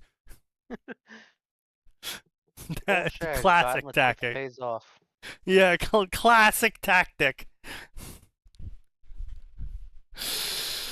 Okay. I mean, alright. Yeah, alright, you do you then. Yeah, okay. I guess it works, Governor. Yeah. I don't know about this one. Anyway, so this is why important series of events and subject matter is, important when you, write stories. Because, otherwise, you end up with a, Mexican standoff where you're both holding the same person at gunpoint. Fucking Blazing Saddles fucking situation. You insolent bitch! Specks of spit fly from his mouth. Listen, girl boss, this is really putting a damper on my night. You shoot me, my kinetic barrier takes the bullet, and then I shoot you. I explained to him, girl bossingly, his hand faltering just a little, and with that, I knew I won. I'd think really hard if I were you. You feeling lucky, punk? His resolve wavers and he lowers his gun. Disappointment, I think, is written all over his face before his head falls. Just go. Don't try that again, Sorish, I warn with a smirk smuggingly. I grab my bag and walk off, making my way towards the club doors. The doors swing open, and a wave of loud music assaults my ears. The place is packed, just as I expected. It's hot, muggy even, and the air reeks of alcohol and sweat. Tables are filled, Asari are dancing on the stripper poles, and the bright lights sounds like afterlife to me. Arya's platform, her throne, juts out above a pink-lit pillar in the center of the room, just in case you were curious about the sexual orientation of the person sitting there. The bar encircles the bottom, and above it there's a dance platform. Arya likes being above everyone else, in this case, literally. In my opinion, Mass Effect 1 is the best combat. True. Mass Effect 2 is the best story. Okay, here's my problem.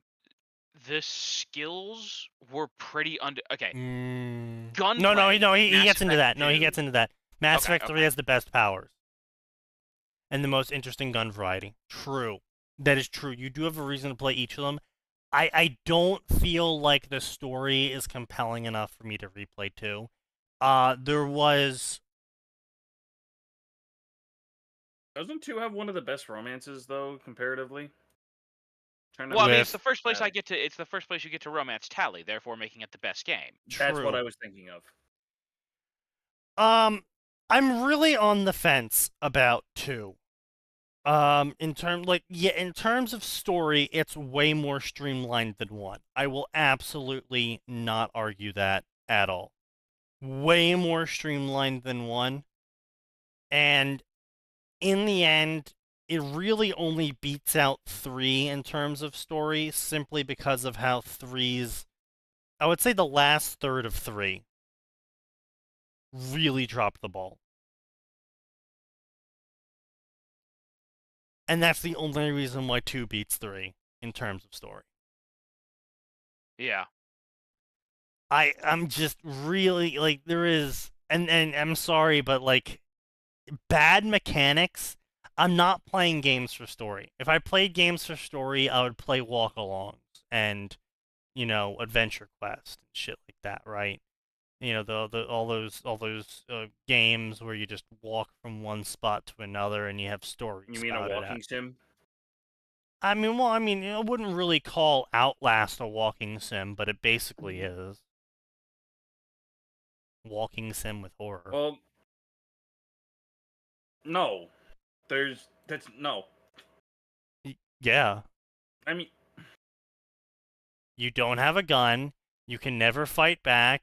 There's no boss battles. It's literally just you sneaking around, running from enemies, and getting lore. Well, that's more of a horror game than a walking sim. A walking sim is what happens when you don't have any gameplay at all. Firewatch has gameplay. You have to climb ladders and run from things and chase hallucinations.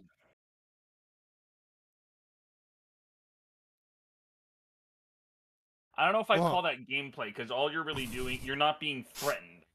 I guess threatened is the word. Oh, so if you're saying there's a lose condition. That's the difference between a walking Yeah, sim and a horror game. Yeah, there's no Okay. lose condition. Alright, that's fair. That's fair. Yeah, either way, I'm not really a big fan of those games, because they don't have fun mechanics. I don't really have a lot of enjoyment in running from enemies. It's just not fun for me to just run all the time. I'm okay with, like, running at the start, because, like, I can't defend myself, or I'm not strong enough yet, or I haven't unlocked magic powers yet, or the fucking thing that's attacking the town is a goddamn, battleship-sized dragon, and I'm just some farming peasant, whatever, right? I'm fine running then, but, like, I would like to fight the dragon later. I want to fight the dragon, I want to kill the dragon, and I want to hear the lamentations of its children. Yeah, You basically. can tell he's not a bard player. But yeah, so I don't really like games where I'm just walking, and Mass Effect 2 basically was that. The I'd say it combat had- wasn't hard. I beat the game on the hardest difficulty with like half of the classes. I thought It you were gonna wasn't say hard. Something like I thought you were going to say something along the lines of it's basically just it has Ubisoft moments where you're told, "Hey, just walk along with this character" or some shit. No, it doesn't really have a lot of walk-along moments, but it's like Mass Effect 2 lore and story is show up at location, cutscene plays, then you have dialogue options that barely change where the story goes, and then you walk to the next location, and as you're walking to the next location, you do like the bare minimum of combat to fight a bunch of people, and they die super easily, and basically you're matching blue attacks to blue, red attacks to red, and you win the game. Doesn't even matter what difficulty level you're on. And then you get to the next location, and then it's another cutscene, and then you get some dialogue options, and then you move to the next location, and then you do more of the combat in between, and there's no interesting bits in the combat. It's literally just on the rails, Gears of War like shooter. I wasn't a big fan of Gears of War either. Just to put that out there. Didn't like Gears of War either generally. Had an interesting story. Could never get into it because the gameplay was so fucking boring. You didn't like standing behind a foot-high wall while trading shots. Yeah, no.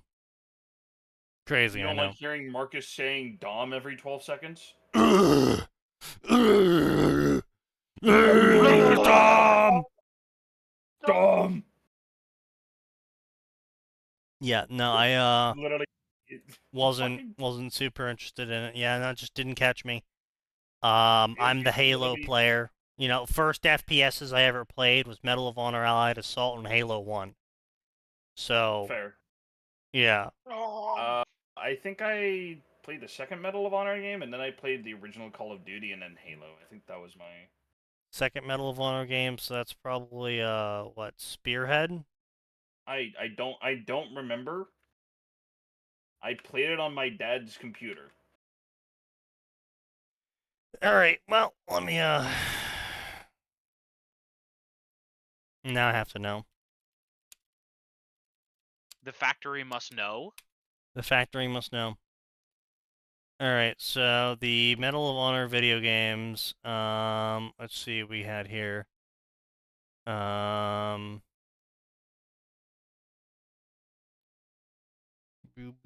Underground. Apparently it was Underground. What the fuck? Underground, huh? Wait, What do you no, mean? Wait. No, this was on computer. Oh, wait, no, it was No, it was fucking. It was Spearhead. You're right. I was looking at chronological order when they released. No, the second one released for Windows was Spearhead. Yeah, I was about to say, yeah. The first one that released on Windows was Allied Assault, and then it came Spearhead, and then Breakthrough. Yeah. Man, Spearhead was so good. Spearhead I was mean, all the good. Medal of Honor games were very fun. Yeah, they were. Man, Rising Sun Airborne, was good. Pacific. Listen, Airborne Pacific Assault is my favorite.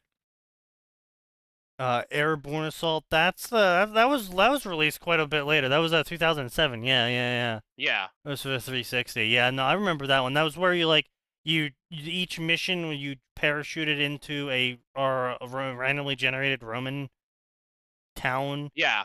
And you had like various side objectives and the main objective or something. Yeah, no, that was okay. That was okay. Like 2007 though was like kind of where I started getting bored of Medal of Honor because they were making a lot of Medal of Honors. Like they tried. And not all of them were great. They made a GBA Medal of Honor. Yeah, there was What? Yeah. Yeah, it wasn't That's great. what I was thinking of. Wait, there's a Game Boy Advance. No, Medal of Honor. Underground. Underground is also GBA. Shit. Wait, first-person shooter for the Game Boy Advance? How the fuck does that work? Badly, I would think. Hold on a minute. Oh my god, it looks so bad. I can only assume that's some kind of Hold on. horrific version of I'm posting it. I'm posting it. Hold on. I'm dying. Oh as my well. god. Oh my! It's so bit crunched. Oh my god. Oh god, it's crunchy. It's fucking. Oh, it's literally just Doom! God, they were just Doom clones back in the day, weren't they? Well, I mean, when you're on the GBA, what else are you gonna do but make Doom? The GBA runs Doom. We got the GBA to run Doom. Why? Why not? God, this looks awful. I cannot imagine trying to play this on the Game Boy Advance. This is legitimately awful. I assumed it was just a terrible version of like Metroid Prime Hunters. One would hope so, but we are not so lucky. Oh my god, this looks this is so bad. Oh my god, yeah, that was terrible. Jesus Christ. Yeah. Those were the days. But anyway, they probably would have sold more units just selling Doom. Yeah, Rising Sun was way better. Rising Sun was really good. It was very enjoyable. Pacific Assault, hands down, possibly the peak point, in my opinion, of Medal of Honor as a series. One of those, the one where you went full bonsai with a bunch of people? Or is that No. different? Going bonsai was a invention of Red Storm 2, Ah, Vietnam. Was it the Vietnam expansion? No, that was not the Vietnam. That was Red Storm 2. Yeah, Red Storm 2, which is from Tripwire Interactive, I believe. That sounds right. And they were the ones who also made Red Orchestra, which is the Russian setting of World War II. Yep. And the key feature of all of these games was the fact that your gun can jam and shit. And other little interesting bits in games like that set them apart from games like Call of Duty and Battlefield and Medal of Honor. But no, Pacific Assault was man, Pacific Assault. Effectively, what happened in Pacific Assault was that it redid a bit of Allied Assault, in where it still had you land on D-Day, except it was like a different beach or something. But still very fucked up. And then it switched you to a character that was doing the Pacific side of the battle. And it kind of really showed how fucked up the Pacific side was. So they did a good job with that. I think that's a bit of an understatement. Yeah, well, you know. But yeah, Airborne was like, all right. Medal of Honor, just no things. The one they released in 2010, like Medal of Honor 2010 and beyond, is just like dog shit. All of it was dog shit. Such dog shit. All of it was terrible. Fucking the worst. Just downright awful. It was just Call of Duty, but worse. Truly I still terrible. remember playing Call of Duty 1 and getting to the fucking Russian house and hating it. Yeah. Now, imagine my shock playing on Veteran years later, finding out it still fucking sucks and it's worse. Reminder: Veteran in World War One, in Call of Duty 1, you did not have any sort of health regen or health supplies at all. Yeah, you get couldn't good, heal. shitlord. Yeah, you couldn't heal. How am I supposed to get good when a German grenade one-shots me and they throw 30 million of them? I cleared it. It just took me a minute. Yeah, it took forever. It's like fucking Jackal Alley. You just have to fucking memorize shit.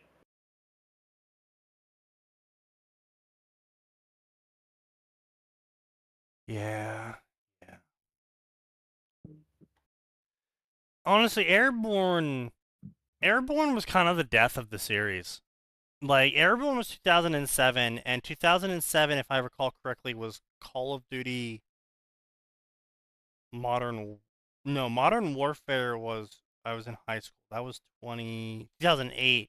So 2007 would have been Call of Duty 2 and 3. But let's be honest, no one really played Call of Duty 3. That was that was Call of Duty 3 was attempting to be Battlefield, which is a wild idea.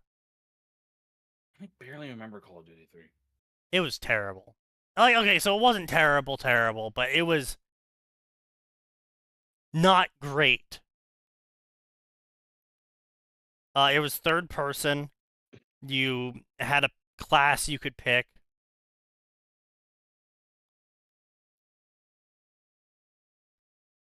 It existed.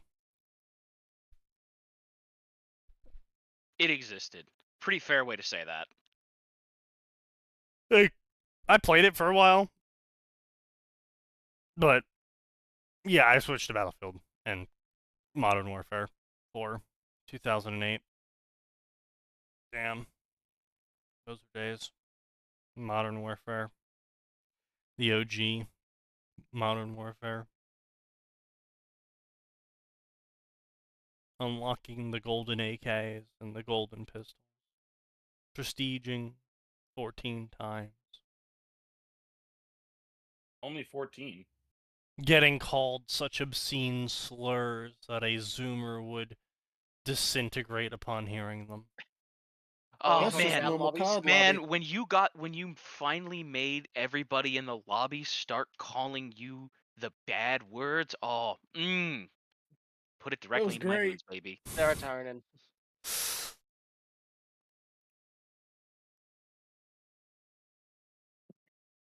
Anyway, yeah, so, she girl bossed all over the place and girl bossed away, and then girl bossed towards Arya.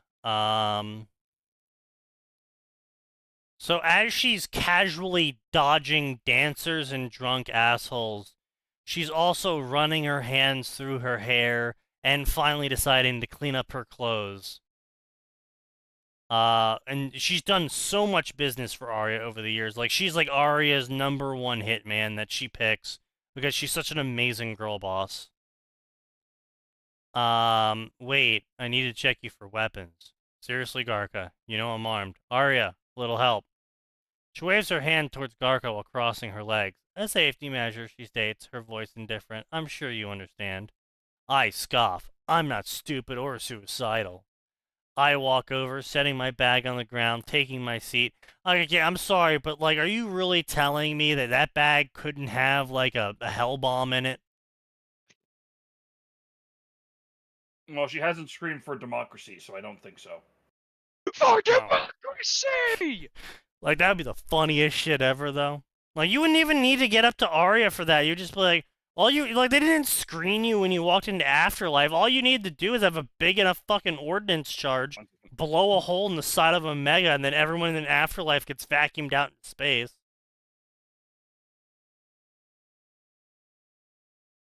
You know, compressed through a small 5-inch hole.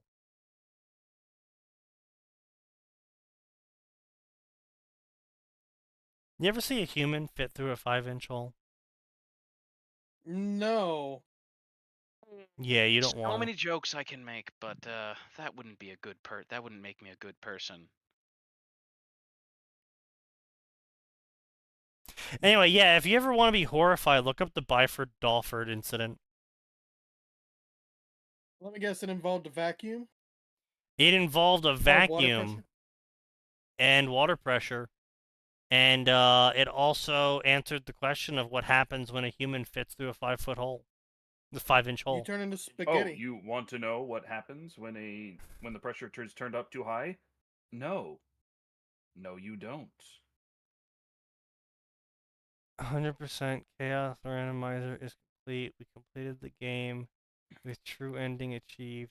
55 resets, 25 hours.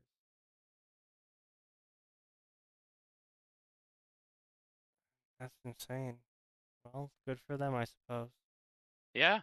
The difficulty is vertical in that game. I'm sure it is.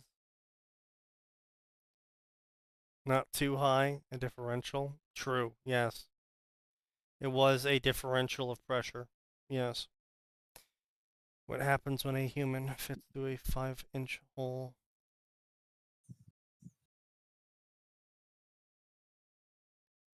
If you want too high, look at the Titanic sub. Yeah, true. Real.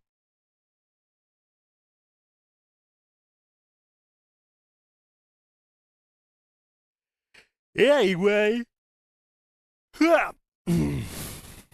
You're my biggest client, plus I know not to fuck with Arya. Playing off her ego was always a good way to get on her good side. She smirks and hands me a data pad. I glance at the screen. A Turian I don't recognize staring back at me. Wow, racist much? Just a wee bit. His name is Sermus Avril. Arya begins, tone still flat. He stole lots of credits from me and now he's disappeared. How much? Doesn't matter. I want you to kill him. And that's why you don't cross Arya. She hires people to kill you.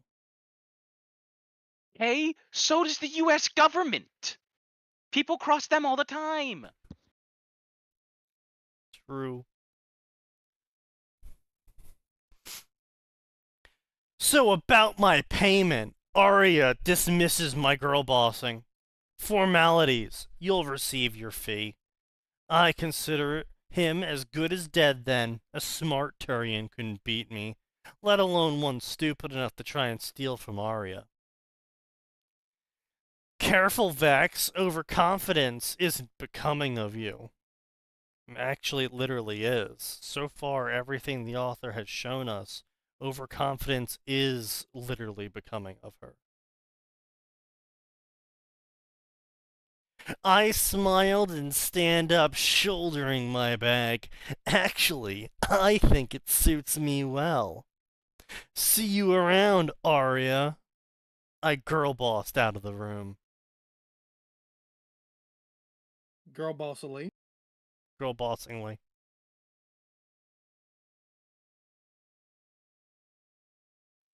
Yeah, so it's more of that. Basically, it's just the author really fucking hypes up their own character about how smug and cool and smooth they are, and how awesome at being an assassin they are. Now everyone knows they're an assassin that assassinates people for the lowest bidder, and they just kill so many fucking people. That seems like a bad idea for an assassin to have, everyone know exactly who the fuck they are and what they do. Yeah, but you see, she's a badass making- girl boss.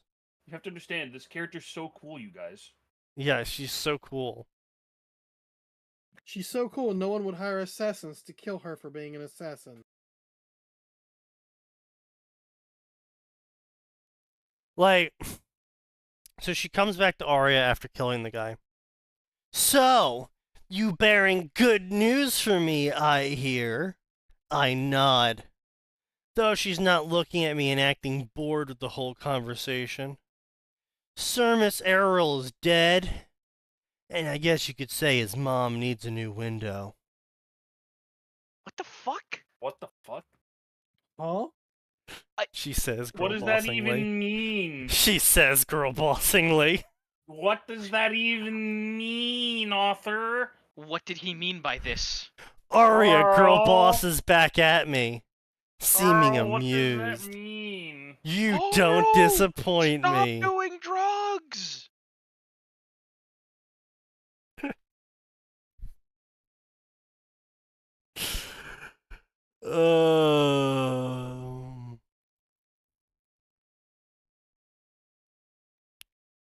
Man, I wish I could have like a Staten and fucking Waldorf like AI machine that I could type shit into.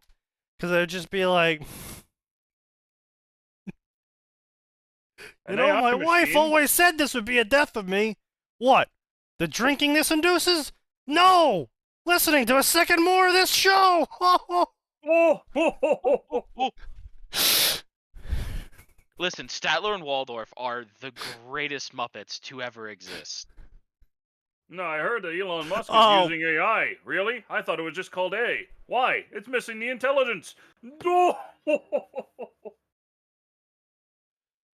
you see the Real Game Awards? Oh, yeah, no, the True Game Awards.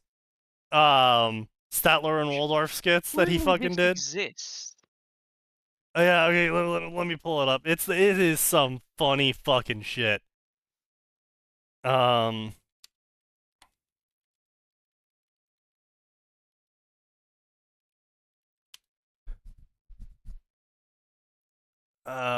Uncut, fucking, what's it called? I think I just posted it. No, it's not the Real Game Awards. Someone cut the Game Awards up and, used AI to dub over a lot of shit they were saying. Oh. That's very different.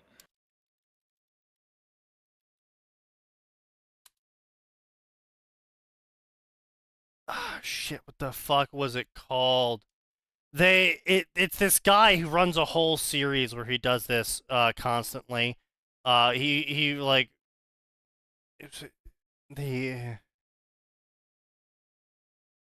fucking hell. I'm if I can remember the joke he makes, I could remember the name. But like he does this series where it's like the game bugs of the year. Welcome the host of this series, Todd Howard, for the game bugs of the year. And like he takes all of the video of like the Game Awards and shit and dubs over it all to just completely mock everything going on there, because when Todd went on with and talked about, was it Fallout 76 or some shit? He's talking about how amazing it is and how they're looking forward to putting more games in the series. And in his uncut truth version, it was like, Todd was like, yeah, we put a whole 16 times more bugs into the game.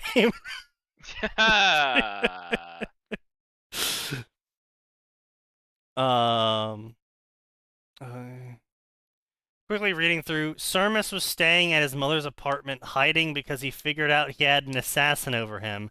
OC shoots him through the window, so that's why she says the mother needs a new window. It's not really a clever quip.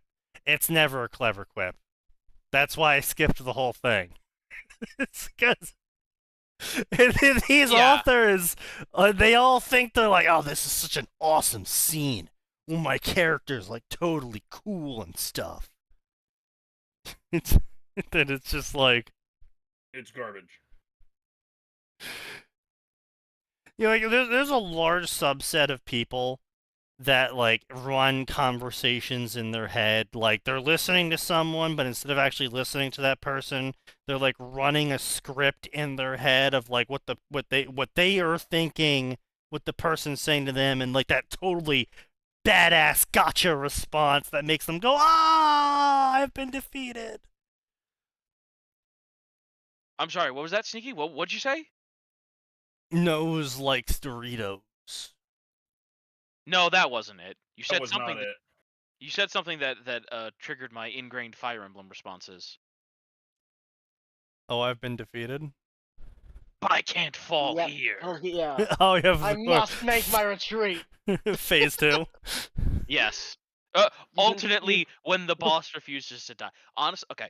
I have to. You know what? We're gonna take a. Since we're talking about games, we're gonna take a brief moment to talk about game design and why Fire Emblem Engage's story fails, even though Fire Emblem Engage is actually like mechanically one of the best games they've ever had, because the engage options gives you an insane amount of like tactical flexibility and crazy shit that you can do. Sneaky. Yeah. The main villain is an evil dragon named Sombron. You find this out very early on. He has Okay. 4 chuckle fucks named the 4 Hounds. Right. How many times do you think you fight either one or all of the, like some combination of the hounds, numbering between 1 to all 4 of them, before you actually kill them? 8. Nope. More than that. Exactly. Oh, Mm. I see.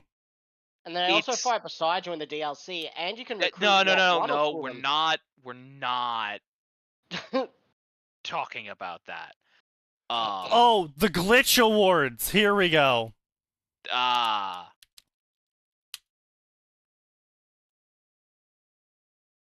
Glitch of the year, unscripted. Unscripted. That's what I was writing uncut. It's unscripted. Yeah, okay, so Sneaky. I'm just trying to see how many maps they appear in. Okay, let's see. This one is 1, 2, 3, 4, 5. Okay, the big one, the weird goth chick. She appears in 1, 2, 3, 4, 5 maps. Weird goth emo man who likes getting stabbed is in 5 chapters. Weird edgy girl who's weird edgy Lolita girl. 1, Of course. 2, 3, Classic. 4, 5. And then edgy dark man who eventually joins your side is also 5. So you have to defeat them 5 times each? Yes.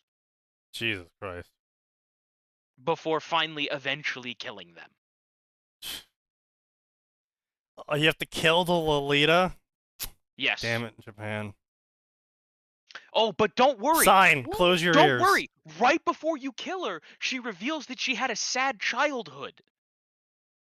God damn it. And you then spend like a minute of in-game time feeling sad for her. Oh my god. They spend this entire game making these people be it's a massive writing L. They spend most of the game making these people irredeemable dickheads because they're working for the evil dragon who publicly states his goal is to kill everyone and is mind controlling his own daughter to make her evil. Yeah. The Lolita girl, she had a bad family life, which you find out roughly 0.3 seconds before you fucking stab her. Jesus, Japan. Edgy edgy man who likes to be hurt.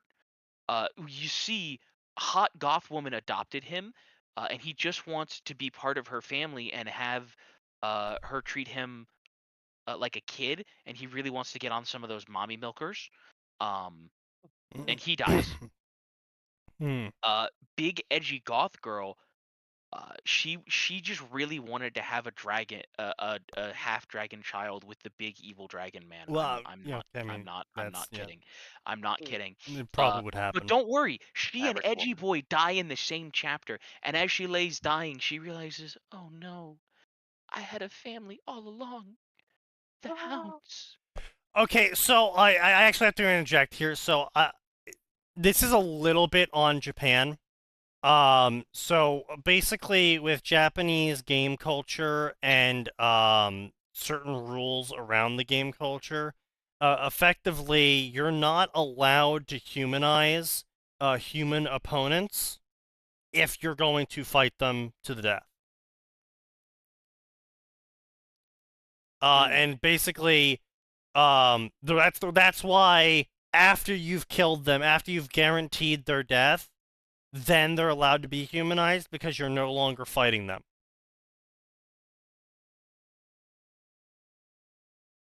That is, I believe you. That's just really. Yeah, it's this whole thing where you're only allowed to be ultra violent against genuinely evil things and people. And if you're violent against, you're not allowed to be violent against normal people. It's like, that's why they had to remove blood from Assassin's Creed Shadows, because a lot of the people he fights are normal people, not being evil. I see. Also, real quick, these are the first of all, oh my god, Engage has such whack-ass fucking character design. Like, that is a character design. Holy shit. No. Oh, we're not done, Sneaky. I'm gonna show you the 4 hounds. What do you mean? I mean, average Korean man.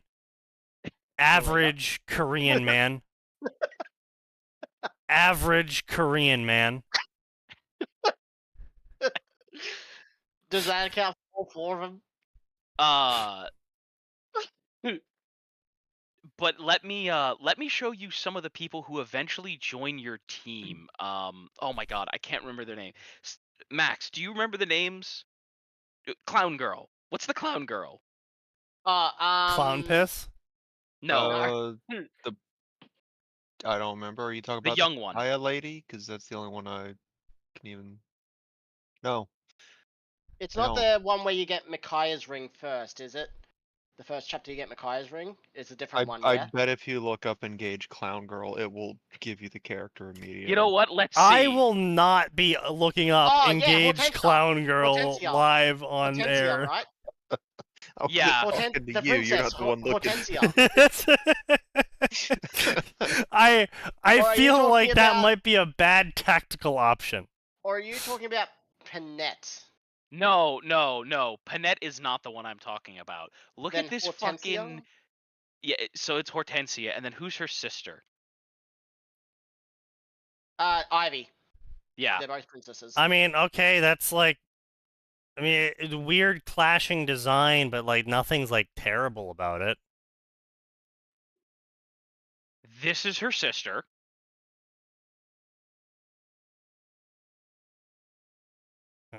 Okay, still, it's like, all right. Engage made some design choices for sure. I'm really questioning I watched this man play the game. I hated every single minute of the watching issue. the fucking character designs. So the issue, Sneaky, looking is at that those you heels is just that. Actually, honestly, the thing that hurts me the most about the outfit. The thing that kills me is her weird little black head thing, because that goes over. She keeps that over her face. I want to be clear. I mean, it doesn't really matter. Like, I'm more concerned with the fact that her feet are resting at a 95-degree angle. And there are spikes. And there are, for some reason, we're like, spikes. Wait a minute. If she trips, she's going to destroy her own knee. Like, she's going to stab her own knees out. She won't have to. No, she won't have to worry about stabbing her knees. Her ankles are going to become powderized. That's why she flies everywhere on a wyvern. Here's the front shot. That's not terrible. It's like whatever. That's weird. For me the issue with it is like they do such a like most of the characters you meet before this, apart from your main character Pepsi Man, are pretty reasonably dressed. Okay. And then you get her sister first, and then you get her. It's like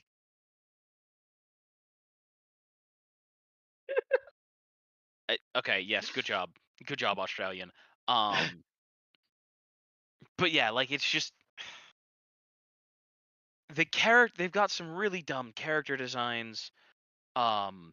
They've got some absolutely the plot in and of itself is absolutely abominable.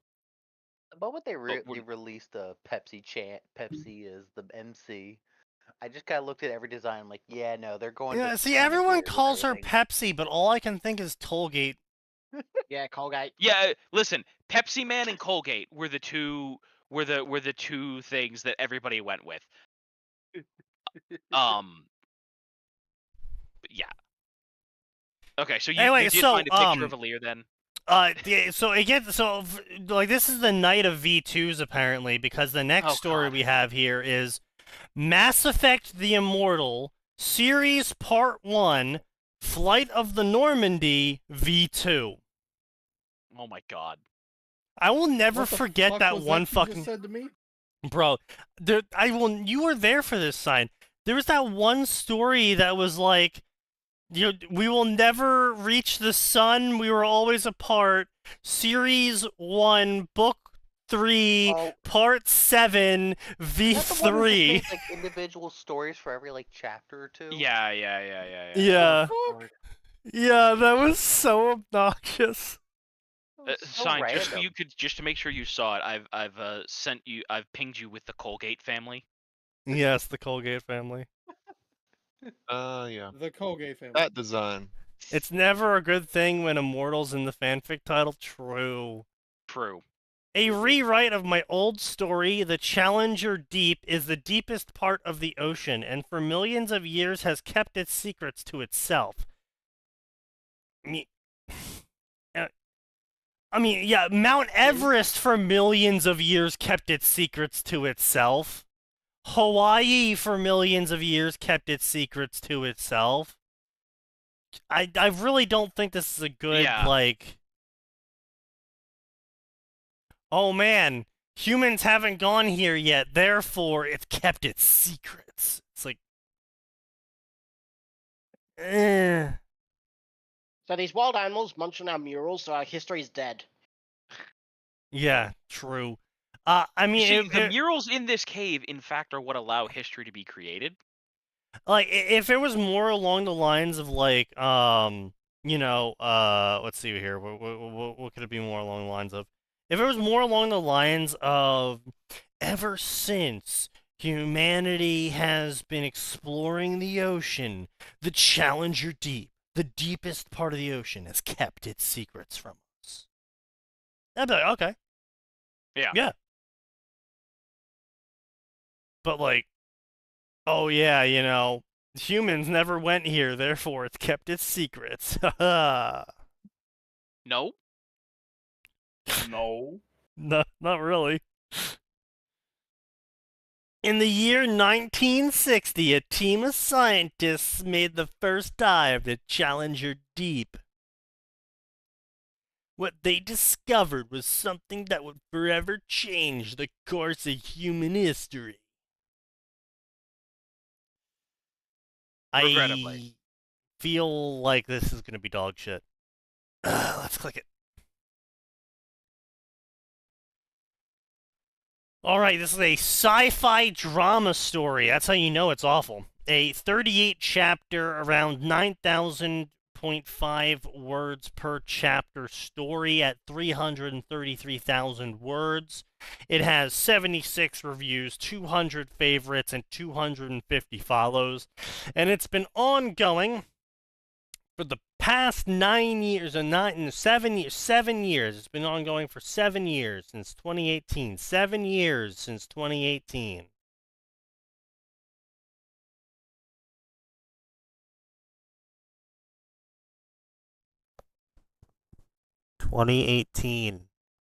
It's nearly a decade ago.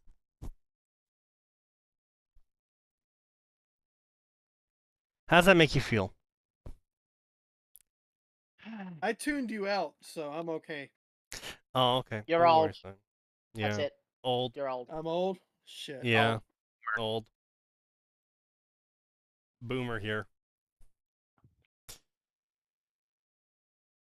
Anyway. Point at you repeatedly, old. This story was originally written 12 years ago. Jesus. And boy, did I rush myself when I posted this.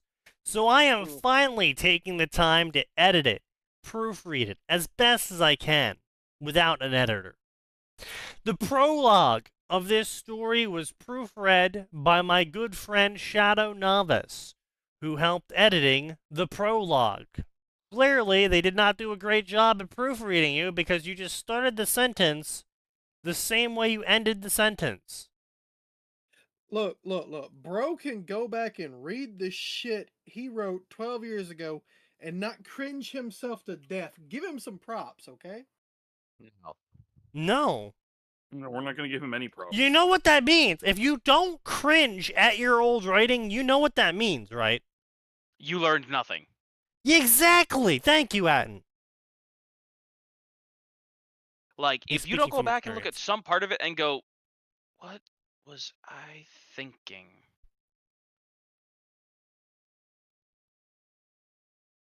So, Sign, since we're on the topic, do you regret Predatory? I have no regrets. No regrets. Yeah, I'm sure you No gurk. We'll ask you in a year. No, I have a few regrets, but Yeah. most of those boil down to I'm gonna have to Pacing. get somebody to delete that and a few other things off of QQ before I go to publishing Anything. professionally. Yeah. Can't imagine why. No. Yeah. Or I might just go back and stealth edit it. Yeah. What you should do is you should go back and stealth edit it and get a Ale to help you delete any comment that quotes those edited sections, and then just gaslight everyone into having just assumed you were the NTR author the whole time, and actually it never happened. What I wound up doing is doing what I did for Royal Road and Zuko because people kept complaining about ages. So I took and I found every instance of mentioning somebody's age or a number of years that would have, clued someone into their age and replaced it with 18 in brackets. Like there's even a comment with Zuko, UA asking Zuko how old Azula is. He says, well, I'm 18 and Azula is 2 years younger than me, so she's 18. And it's her birthday this month, so she'll be 18 at the end of this month. Ero is 18, yes.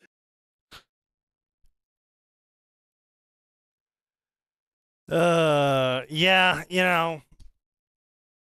you're so easily baited, Sign.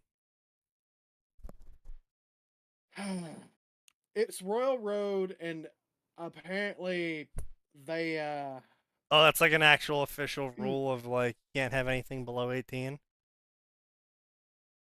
You can have characters who are under 18. They will whine and piss and moan and bitch. Well, why don't you just age them up? Motherfucker, Oh, no, I'm talking about the rules. I don't give a shit about the fucking readers. The readers can all jump in a fucking acid vat as far as I'm concerned. I'm talking about Royal Road rules. Then you get readers again, saying you should take a look at the rules before the rules take a look at you. Yeah, I did. I looked at Does it. the What rules I had say written, they have to be 18? No, what I'd written was within the rules Okay, then for ignore the it. You're telling PG-13 them to fuck rated off. content I had. Yeah, then ignore it. You actively respond to these idiots and giving them the attention they want. Yeah, it's really easy. You True. just don't pay attention. Masterfully That's done, hard, Sign. though. Yeah, well, Sign is a masterclass in being baited. Yes. You might say that he's a professional masturbator. Yes. No, you see, he No, that doesn't applies bait equally. anyone. He's actually a pretty He's novice a baiter. masturbated. Yeah, he's a master masturbated. masturbated. Yes. Yes, he has a mastery in being baited. Not a And then you mastery get in people baiting. complaining about Tanya. Did Yeah, you see that that one- shit I posted? Yeah, that one about fucking Outer guy. Oh one? my Not Outer There wasn't a god. lot of Yeah, it. so Which this fucking dipshit goes and comes in and he's like, yeah, I don't know anything about Tanya. I'm only here for Star Wars, but I see you're supporting a Nazi regime, so I'm gonna leave. And Side's like, Yeah. what the fuck are you talking about? Wait, what? I'm reminded of like the idiots who just started spurring out on Twitter on a Reddit recently about the Lords of the Fallen, calling the dev fascist or something, all because he asked people if they wanted like male and female options. Oh yeah, people. Oh yeah, that's the best part. Yeah, he's fascist for letting people democratically elect what they want in their video game. Yeah, it's like, and it wasn't even like he was asking something damning or whatever, just like male, female, gender. It's like, okay. Yeah. So basically, so the story behind this is that the dev for Lord of Fallen went on Twitter and was like, all right, so I want to run some polls to see what people actually want in their video games. So his first one is like body types or genders, and then everyone selected gender. And then he's like, okay, do you want like concrete gender, male and female, or do you want it to be mix and match? And everyone's like, concrete male and female. It's like, okay. he ran a bunch of polls in that vein of like, all right, since we're making the game and we want you to buy it, vote in these polls so we know who's buying it. I mean, fair and honest. And everyone voted, and each vote was like 80% majority. And so they're like, okay. The votes, it doesn't count. Yes. So the dev was like, all right, well, people have spoken. Apparently, listening to the majority on what they democratically vote on is fascist. Yep. Don't ask me to explain that one. I don't want you to. I feel like that involves a lot of pain. It probably does. Probably more alcohol than I have on me right now.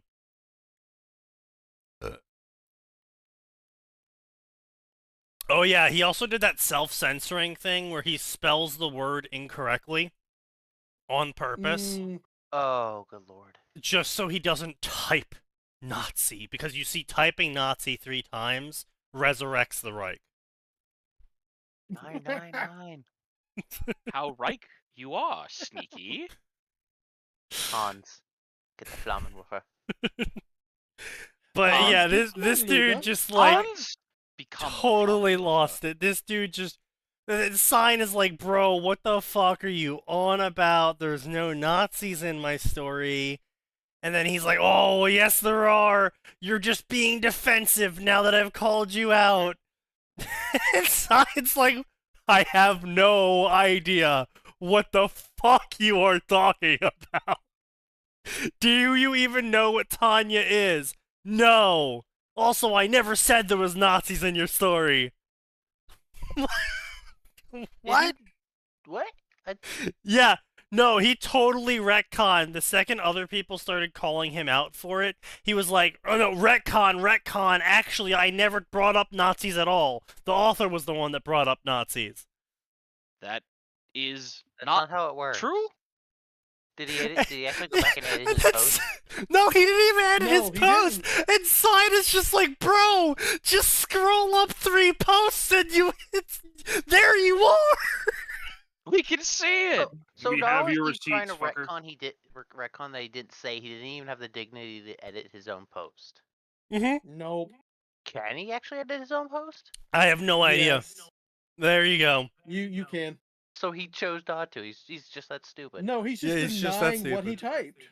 Yeah, I it didn't say happen. that. He claims he typed something completely different. I copy and paste it. Bro, what are you smoking? What the fuck? Did he ever respond after that? Hang on. Like, Never been on Reddit, don't care anymore. Book is good, you're a dick. And then talking to Oh, somebody was else. that the same person? I thought that was a different yeah, person. it's the same person, yeah. No, it's Sorjak. That's the one that was the asshole. Solaris is the other one who came in and is like, dude, I get what you're saying about the connection here, but I'm just telling you it's wrong. It's not a Nazi anime. And then this guy's like, hang on. Let me see if I can find it.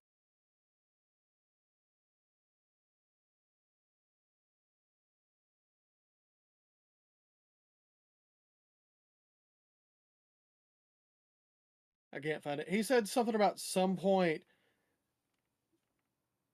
Oh, there it is.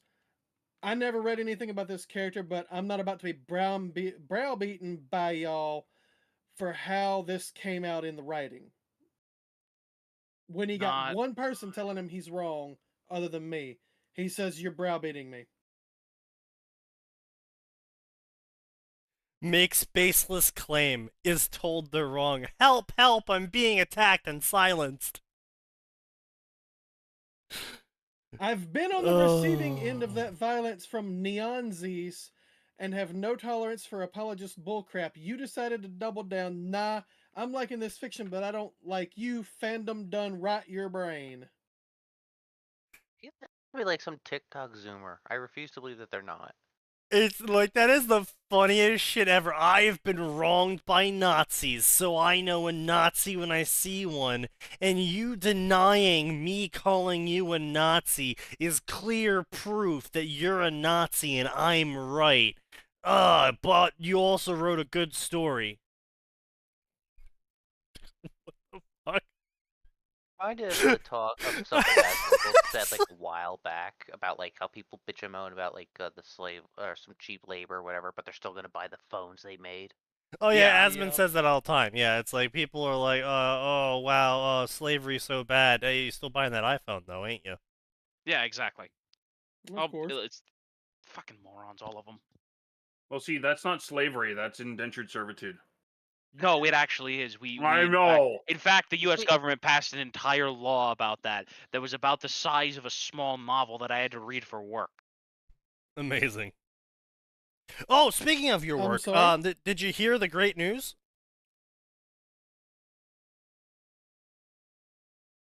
I'm assuming you didn't. So Japan announced they're going to dump $1 trillion in investments into U.S. steel. I'm sorry, who is? Japan. So Japan is going to pay us to bring steel back to America. Yes. Based. Yes. And they're building a bunch of car plants in America. They're investing in U.S. steel. They're doing a whole bunch of other stuff that totals up to $1 trillion. Oh boy, it really is the 80s. We're gonna have the fear of Japan back too. So we might even be able to sell them San Francisco, and then we'll finally get San Fran Tokyo, and we'll finally be able to figure out what timeline we're on. Fucking yes. Can it not be the alien timeline, please? I mean, hey, it might be the Night City timeline, which wouldn't be great.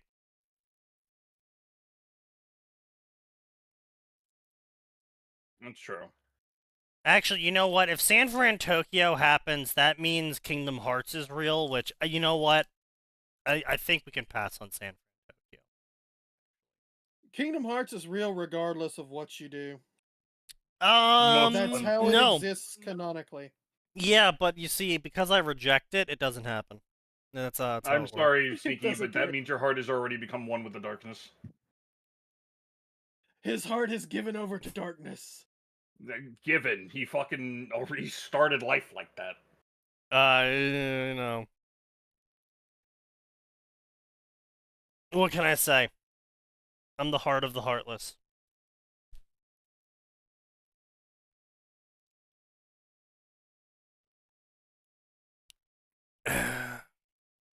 Anyway. I was gonna say, anyone want to follow up on that one or no? Now, before any of you y'all yell at me, this is repost of original story with edits done, so if you grammar Nazi, I suggest don't read, because I am trying my best to fix some mistake done on original, and hopefully improve on story better. Okay, before I begin their history in this story. This story originally done in 2013 when I first saw Mass Effect on YouTube. At time, I vowed to myself never to do more author inserts like I'd done in past with some anime fanfiction. Though the stories were horrid, I kept them on the site as a reminder of how far I had come as an author. So, not at all? You were worse? I like how that's your takeaway. I mean, it's not wrong. Look. If someone comes up to you and says, I'm really proud of myself, I've come really far with driving the car, and you're like, oh, really? How far have you gotten, how much have you improved now? He's like, I've only crashed the car 20 times this month. That's over half the month. The proper reaction is, what do you mean you've improved?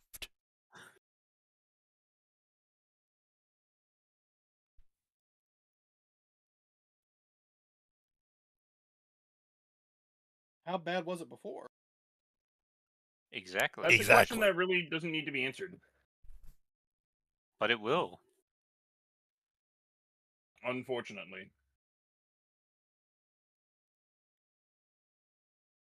Like, it's actually even worse than you think, right? Because, like,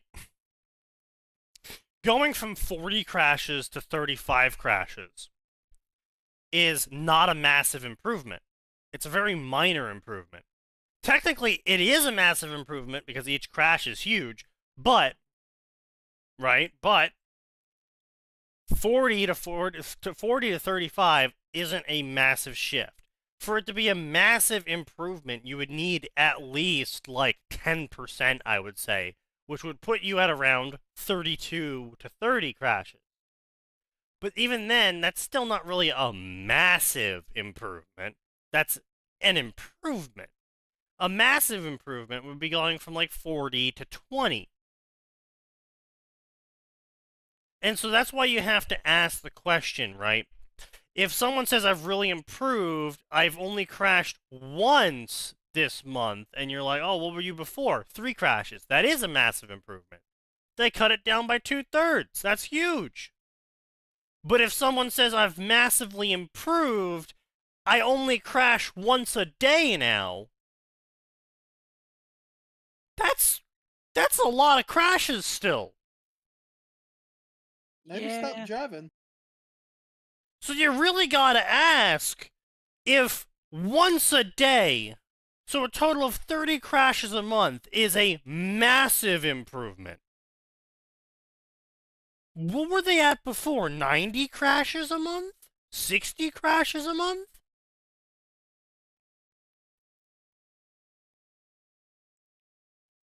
The numbers game always makes things worse. You know what? That's another thing, actually, because we were talking about this yesterday with how to talk to people when you're doing IT shit for them to explain why shit's not working. And, people are always like, oh, well, it breaks or whatever. What I like to use these days is, when the error rate is 1 in a million, but you made 1 billion computers, and then everyone goes, yeah, you're right. Yeah, you're right. It's just a big number, and they're like, yep, that's a big number. Yep. Like that? Well, I mean, you get 2 groups of people. The first group of people actually understand what I'm saying in that, yeah, 1 in a million, but you have 1 billion of them.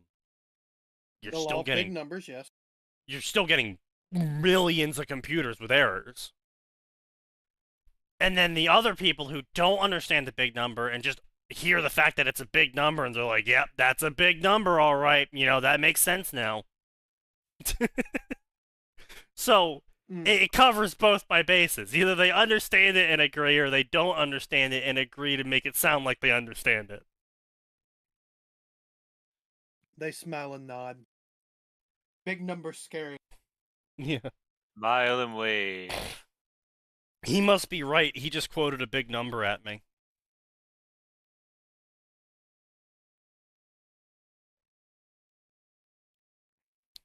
The sad thing is that some of these people are accountants.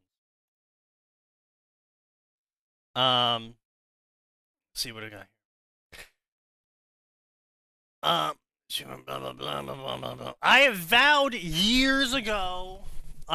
years ago never to do another insert until an old friend of mine challenged me to do it again. The reason why I was asked to do this was because at the time I was going through hard times. My job was going downhill. No fucking way. Your job was going downhill in 2013.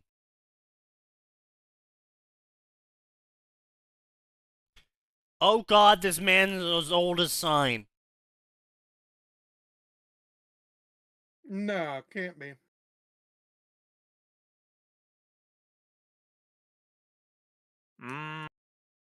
Joined 2001. Oh God, this man is as old as sign. I will be surprised by how many people will actually go to my profile. In case you are wondering, I am a fanfiction writer, but I never joined until 2001, but I've been here since 98. Oh my God. Wait, no, FFM, was it around in 98? Yes, it was. Yes. It was dog shit in 98. Oh, right, yeah, that was before the great lewd purge. The first great lewd purge. It was also clunky as fuck back then. More clunky. Yeah, more. I have come a long way in my writing. So if you read my older stories, they are absolute crap. But I keep them here to remind myself of how far I've come as a writer. So they were at least 12 when they joined in 2001. At minimum 12. Probably 16. It's been 24 years since then. Shut up, shut up, shut the They're fuck 40. Continue to hit him with cursive ages. Shut the fuck up. No. Okay, so they're 40 now. Damn. That's old. Decrepit.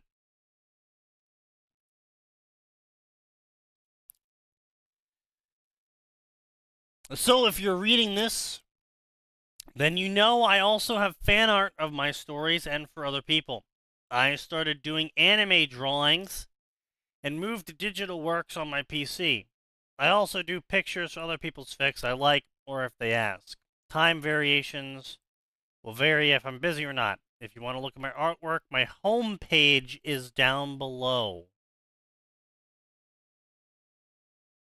Homepage. Yep. Yep. It's, see if we get a hit off this.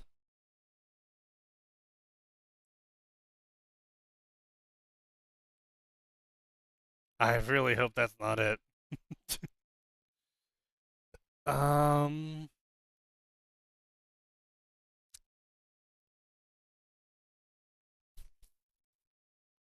Autobot Artemis. Oh, Lord. Lost Children of Cybertron, indeed.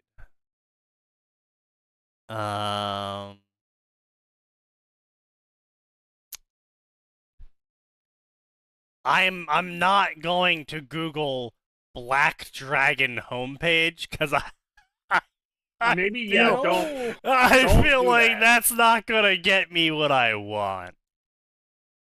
That you can't show that on stream, Sneaky. No, I can't. Can we get any hits off this?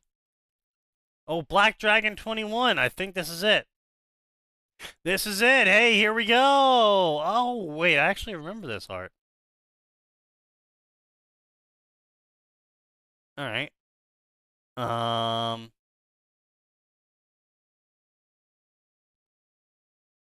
mean, it's not terrible. He's got some massive issues with hands. That is, freakish. To everyone not watching. He's, Whoa, that's a big hand. Yeah, that is, Bro. Is that supposed to be a man or a woman? Yes. Chinese. Ah, so a man. Dude looks like a lady.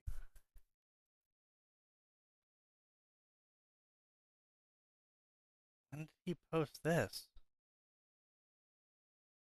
2009.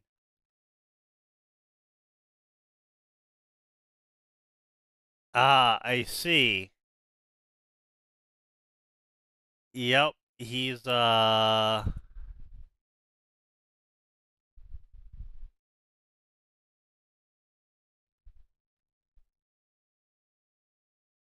he posted this 2009 as well, yep.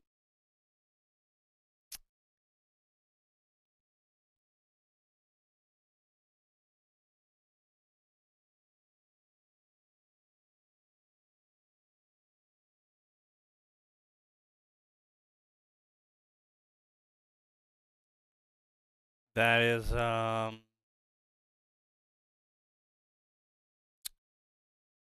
okay, yeah, I mean, he's been drawing for, 16 years. Good for him. He's... can't say that on stream. Not exactly showing the improvement one would expect from 16 years of drawing. I mean, this one's pretty good.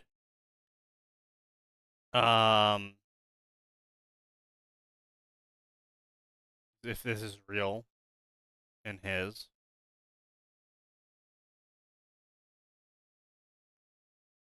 Maybe this is hand-drawn? Well, yeah, that's charcoal. Yeah, it looks like it, yeah. Alright, so it looks like his hand-drawn shit is actually pretty good at this point. Unless it has people in it. If it has people in it, or if it's digital, that is... He's trying. He is trying. He is not succeeding. He is not able to do people. If it doesn't have people in it, he's gold. But if it's got people in it, that's pretty rough. Oh, where have I heard that before?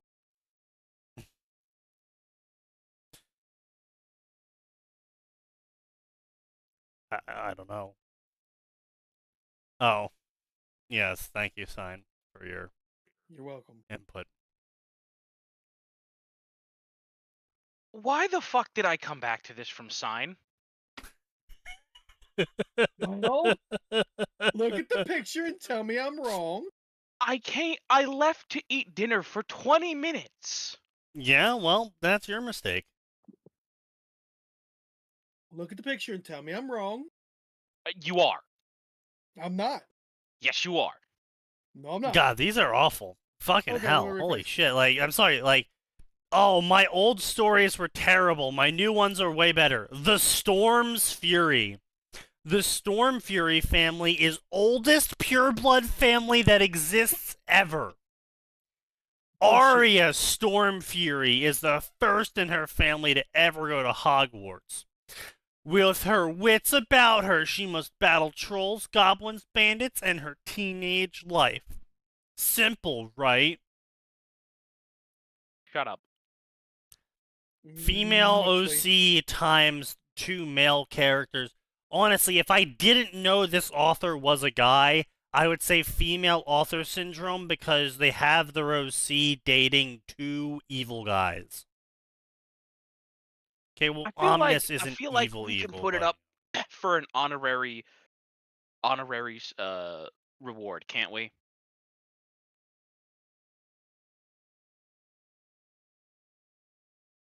Oh, I gave up on bingo since I didn't know if I missed anything because I had to keep going on and off to look up at my nieces, so.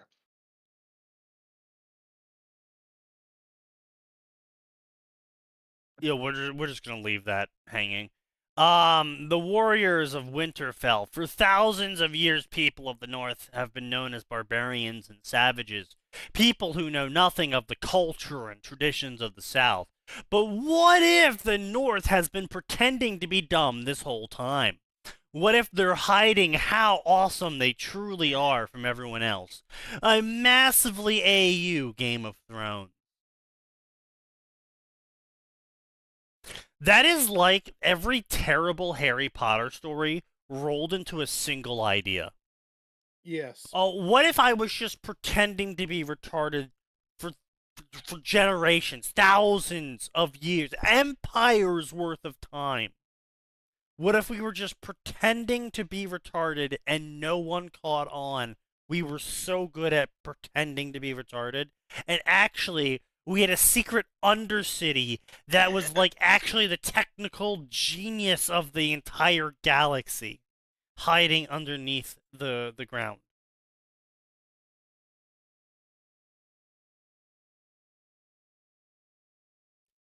Yeah, no.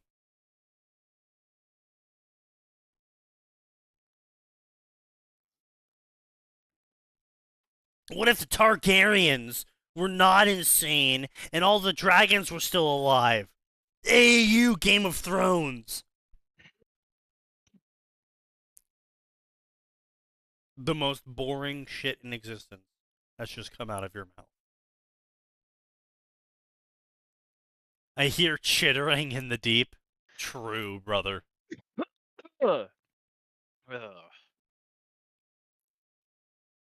Yes, yes. No, you stop that. The Black Eagle. Severus Snape, Master Assassin Extraordinaire. Mentor of the novices of Hogwarts School of Witchcraft, Wizardry, and subcategory assassins. Was left in charge of protecting one thing Wizarding World needs, Harry Potter. Learning how events were shaped and changed not only in school but around the world by the greatest assassin that ever lived, that is now the guardian of the greatest boy who ever lived, assassin extraordinaire, Harry Potter. Harry Potter, did you put your hair in a couple of hair?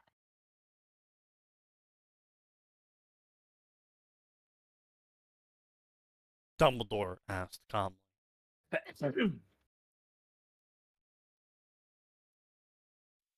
Harry Potter, did you drop weed into the goblet of fire? You've turned the Great Hall into a hothouse.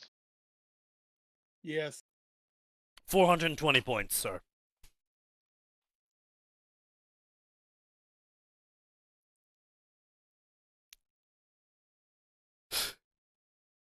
Harry, did you steal all of Pomona's weed? You know how horrible she gets without it.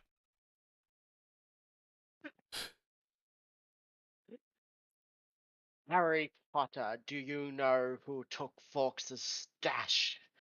He can't cry without it.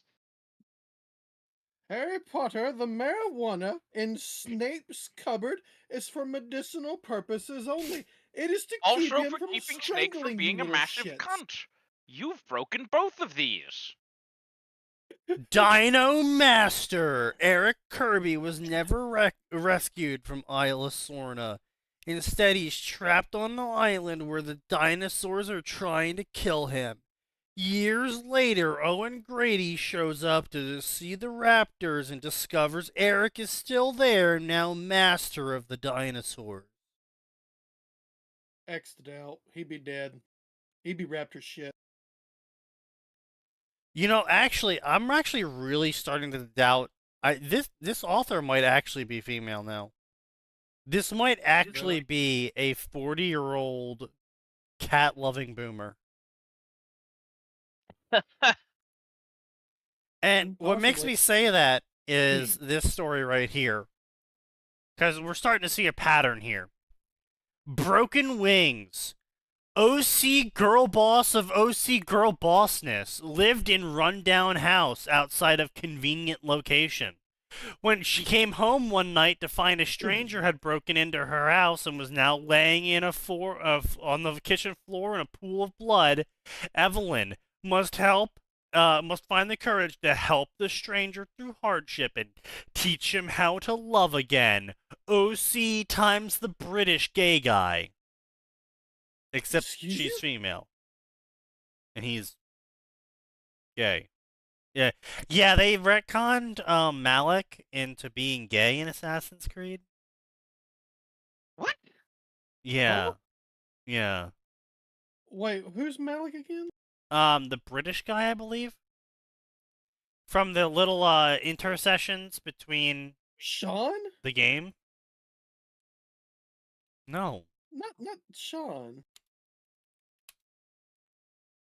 We were talking about it on your server the other day. Wasn't it like a surprise kiss scene or something? Yeah. It's a woman.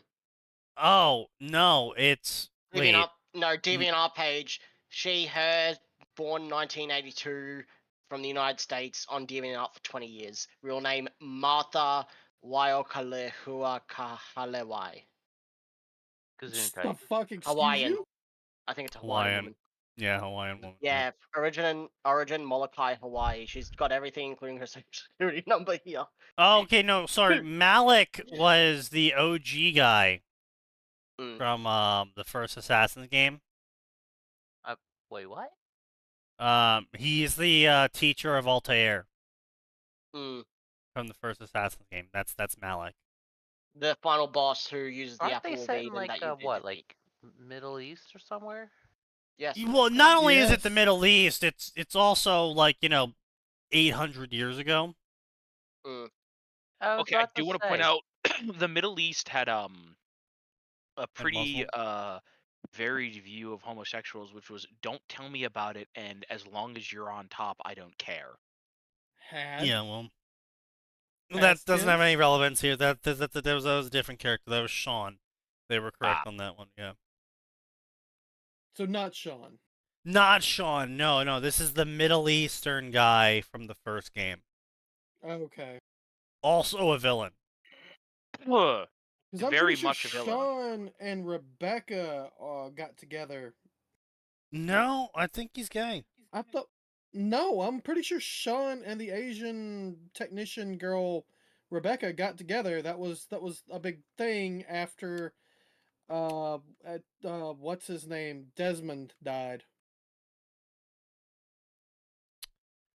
Sean Hastings is not explicitly portrayed as gay. However, the series has included characters and references of same-sex relationships. Okay. Bullshit. Not explicitly gay. Cool. Okay. Yeah, so anyway, it looks like female author syndrome strikes again. It's really impressive how well they hit it. Until they kept writing stories where their girl boss OC falls in love with a villain.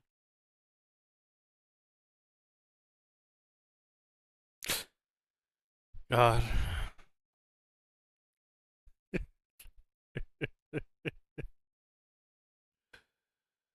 Fine. Why are you bringing Sign in?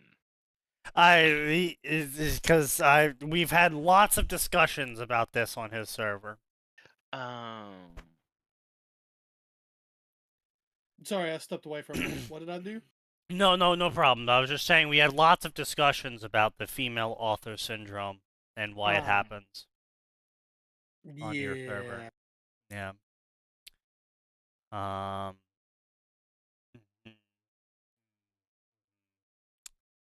Interesting. So what's their first story? I do not have female author syndrome. Eat shit. No one's saying that Sign has female author syndrome. He has male author syndrome.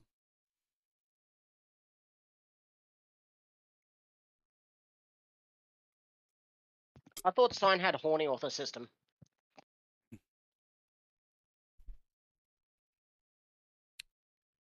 You see, what nobody has realized is that Sign is in fact an isekai individual, and the system gives him more power the more people that read his horny work.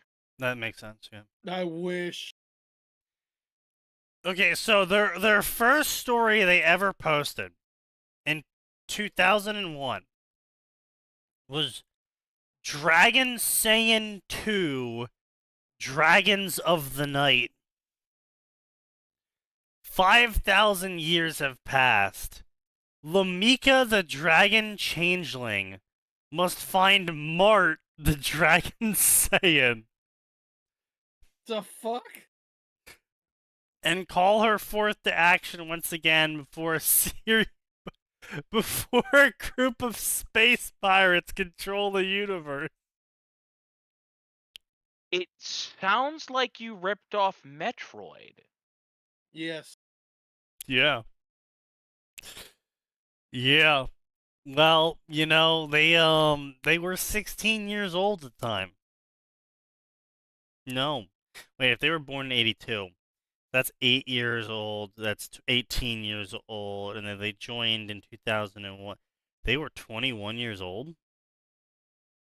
If they joined 2001 and they were 82, they're 19. Oh, my bad. Yes. Yep. Damn. They were born in 82 and joined when they were 19 in 2001? And it's been 24 years since then? Wait, they were born in 82? They're actually older than me. Holy fuck.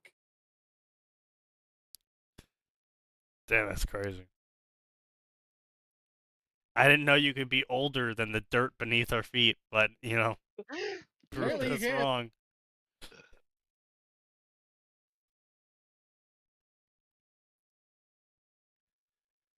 But, yeah, I'm not going to click on that story because of how awful it just sounds in general.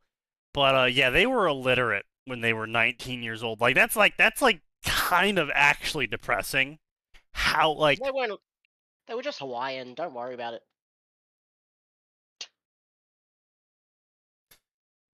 They do. Worse literature.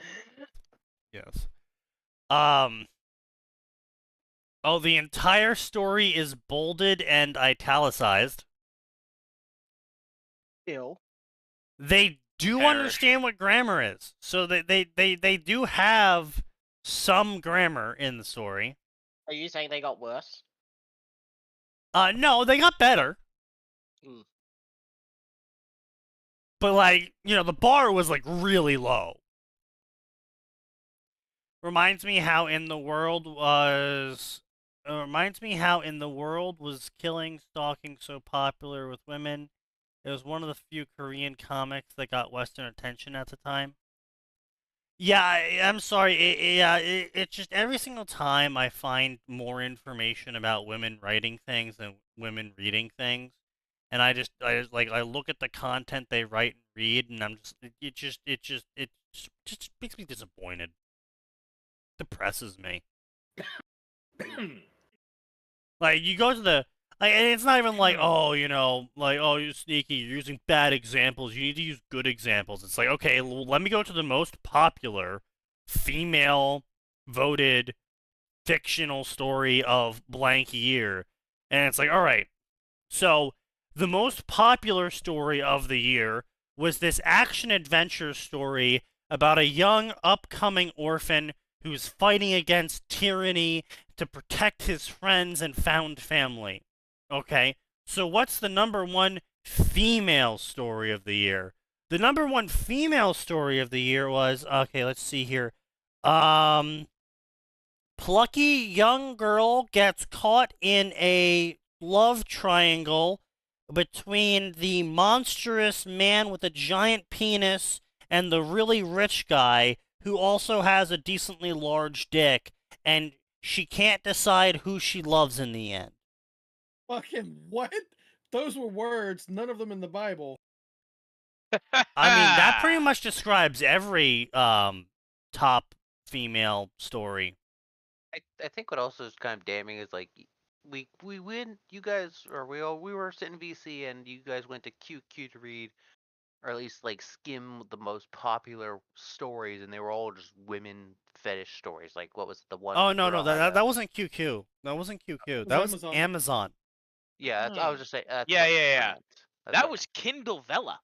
Yeah, that was Amazon's pay per chapter Kindle Vella system. As basically Royal Road, but Kindle only. Your punishment for reminding us about that is to go to the homepage and see what the 3 most popular stories are right now. And see if Alpha Breeder 9000 is back on the menu. No, I sentence thee to Isekai Fuda Alf. You don't remember Alpha Breeder 3000 Nose? That is the top female story for multiple years running. It got so many awards from Amazon and New York Times. I try not to think about it. You try not to think of Alpha Breeder 9000, the top female story? I sentence you know what? I do need to do something else with my time. And I think I will. Good night, everybody. Bye. As the only man who's gone through this as an audiobook, I guarantee this is worse.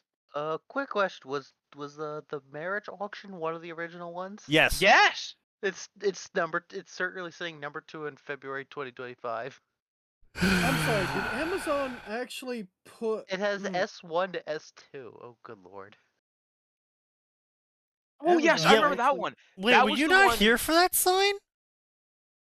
No, I'm talking about the Isekai Fuda thing he just linked. What the... Oh, no, Amazon put it on there. Yeah, yeah. Oh, yeah. Yeah, no. Because I remember one day, this whole thing started because I was sitting there reading my Kindle books, and Kindle was like, hey, yo, here's this thing called Kindle Vella. Check it out. Have some tokens. And I was like, what the shit is this? So I go, and I look it up. Yeah. And that is the horror that greets me. And yeah, I had top to... story of the week. I had to, like, I had to go to... I was like, Sneaky, we don't need to do the show tonight. We're doing something worse. And he's like, what do you mean worse? I'm sure if I went back in the PMs, I could find exactly what I said. But I was like, Sneaky, I have something terrible. Yeah. And Sneaky looked. Pretty much how it went. And Sneaky agreed that it was terrible. Yeah, it's real. Jesus. It's there. And Kaz read it. Listen to it. Kaz read it. Yep. I listened to it. It was an audiobook. I listened to it as an audiobook because I could not read. I would not have been able to get through that as a reading. Was it actually any good? No. God, no. No, of course not. No, it was terrible. You can find a full essay on it fucking in 2023, I think. Why is your first question to ask if it was any good? He's interested because it's Fuda. It's on Amazon. You would figure no. It would be at no, least up to not even slight. No. What you're forgetting is this is not Amazon. This is Royal Road Amazon Edition. Oh God.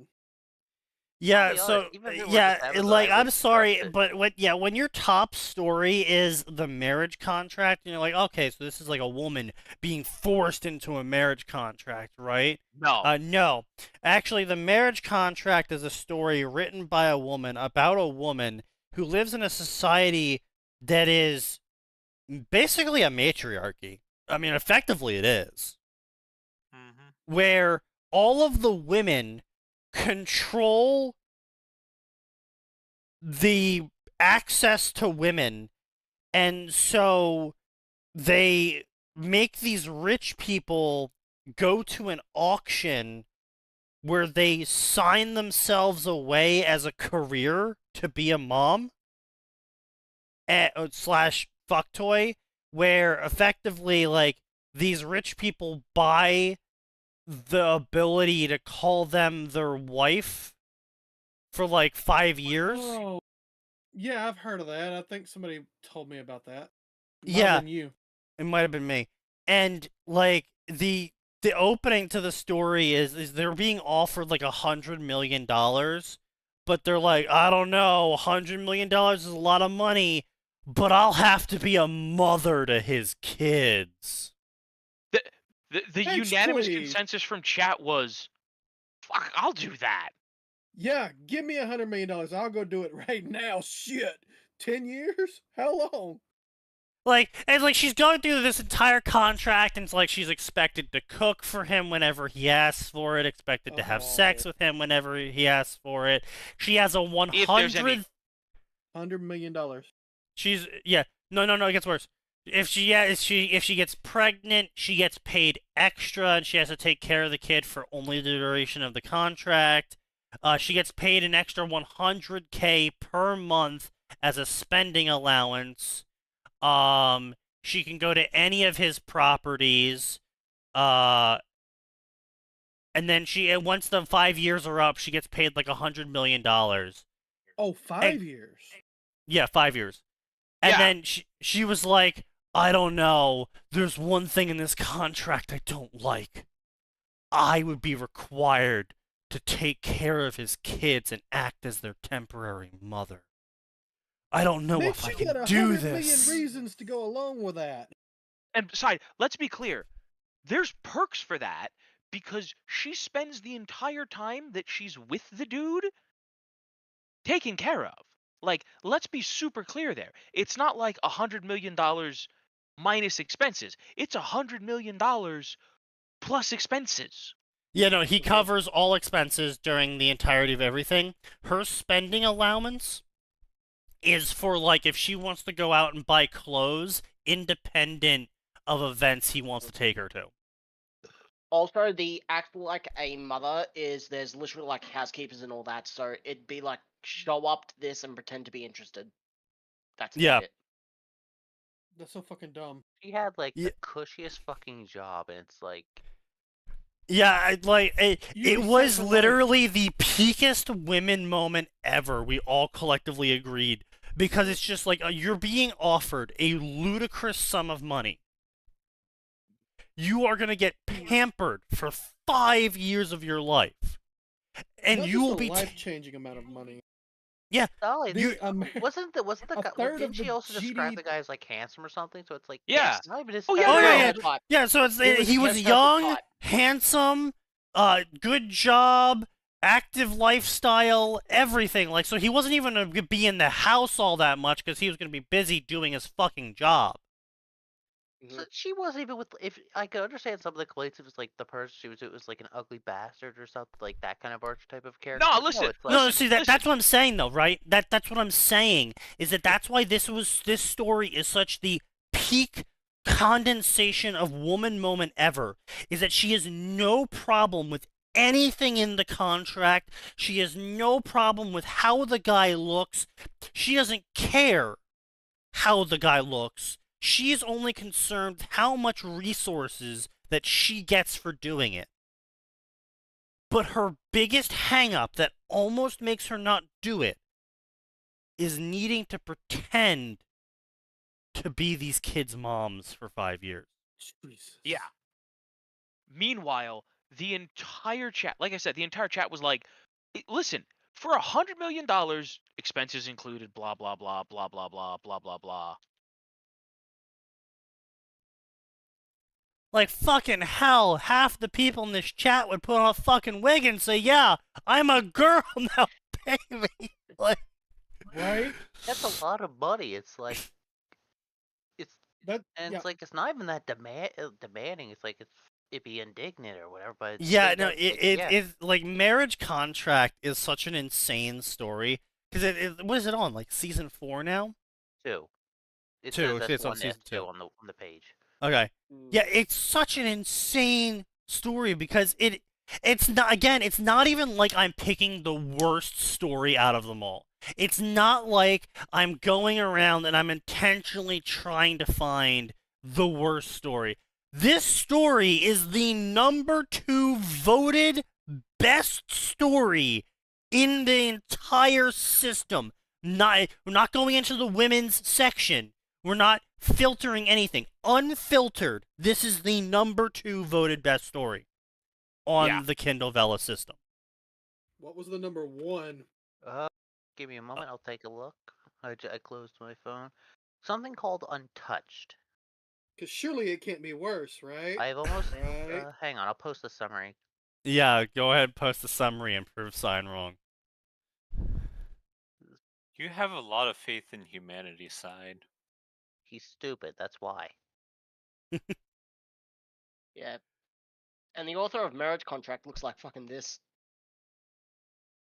Oh, come on, internet. I am not surprised at all that's the author of Marriage Contract. This is the top story. Somehow I cannot even be slightly shocked that is the author of Marriage Contract. That is the exact picture of the sort of person that if I say the following words, you would imagine.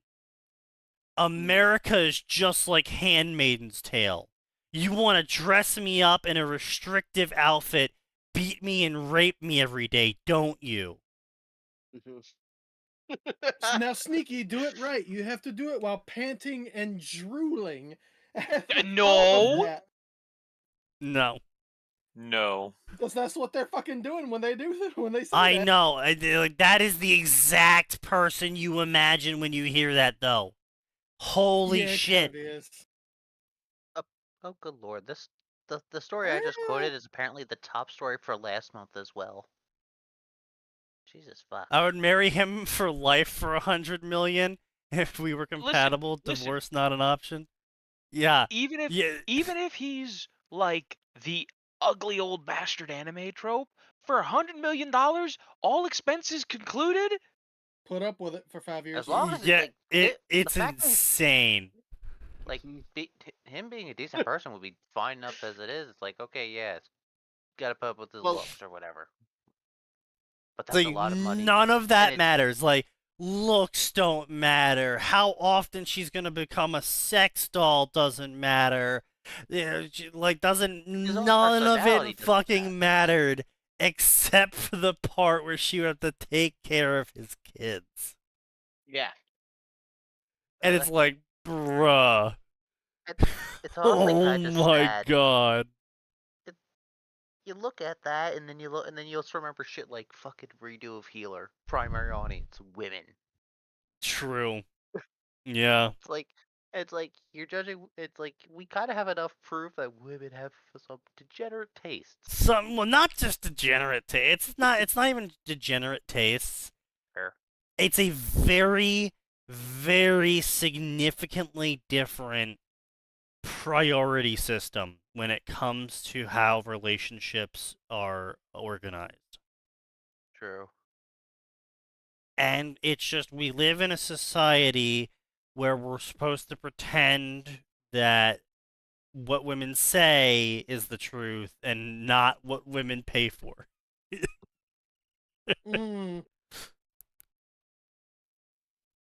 Not what they say, what they do. But anyway, so Untouched, the #1 story on Amazon. I have almost thwarted the king of Sherman High, hiding in plain sight, until I missed the memo and didn't keep up with the rest of the girls in the class. Now I am last.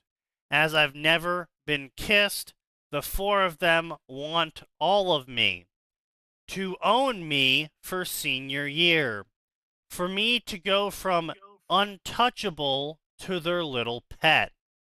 If no one will save me, I'll have to save myself.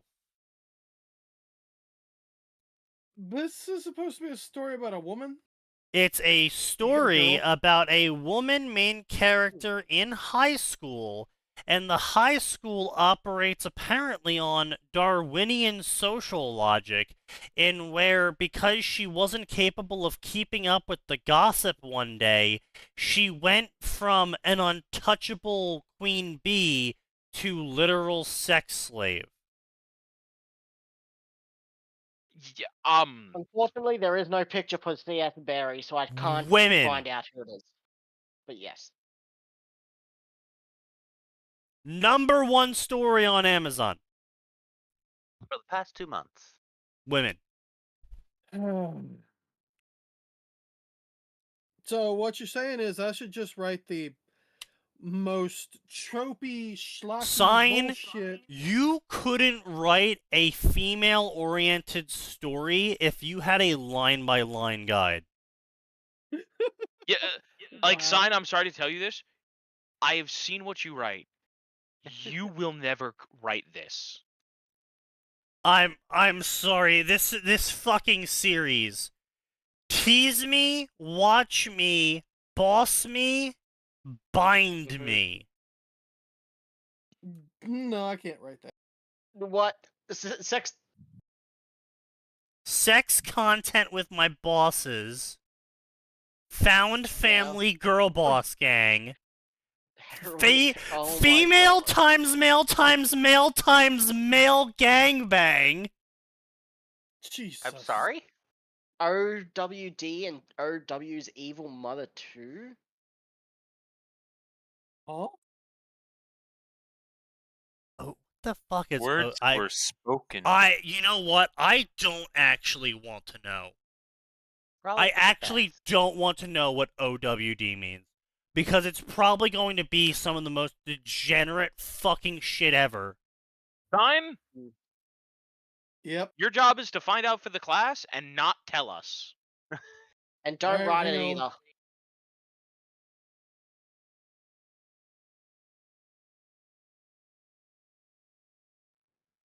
either. Private OWD? listing has set the standards of reverse harem.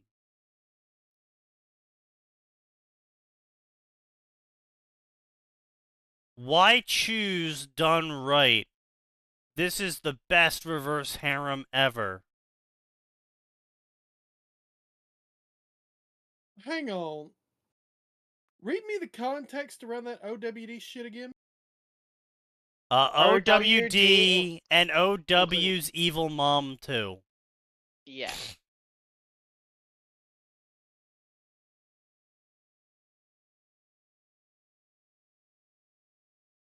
Okay, so here's the series of apparently this is called Private Listing.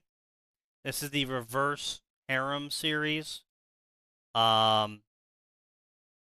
Which reverse harem is just a very PG-13 name for cum dumpster.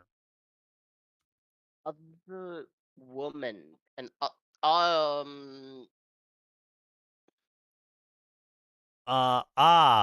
That's what Urban Dictionary gives. Not and their evil mother. No, I can see where. Okay, yeah. No one knows what the D stands for. Other woman drama. Other woman drama. Maybe. Essentially, another woman stealing the man she likes while she fucks 4 other men. And then the oh yes, how terrible. Yeah, how but that's not what Urban Dictionary says. how terrible. Yeah, I went off Reddit because that sounded like a Reddit thing. Oh, that's fair. Yeah, that's. I can't believe that other woman stole one of my male sex toys from me. She promised him to be solo with him. I can't believe he would betray me like this. I only have 9 dicks in me right now. Right. Oh, okay.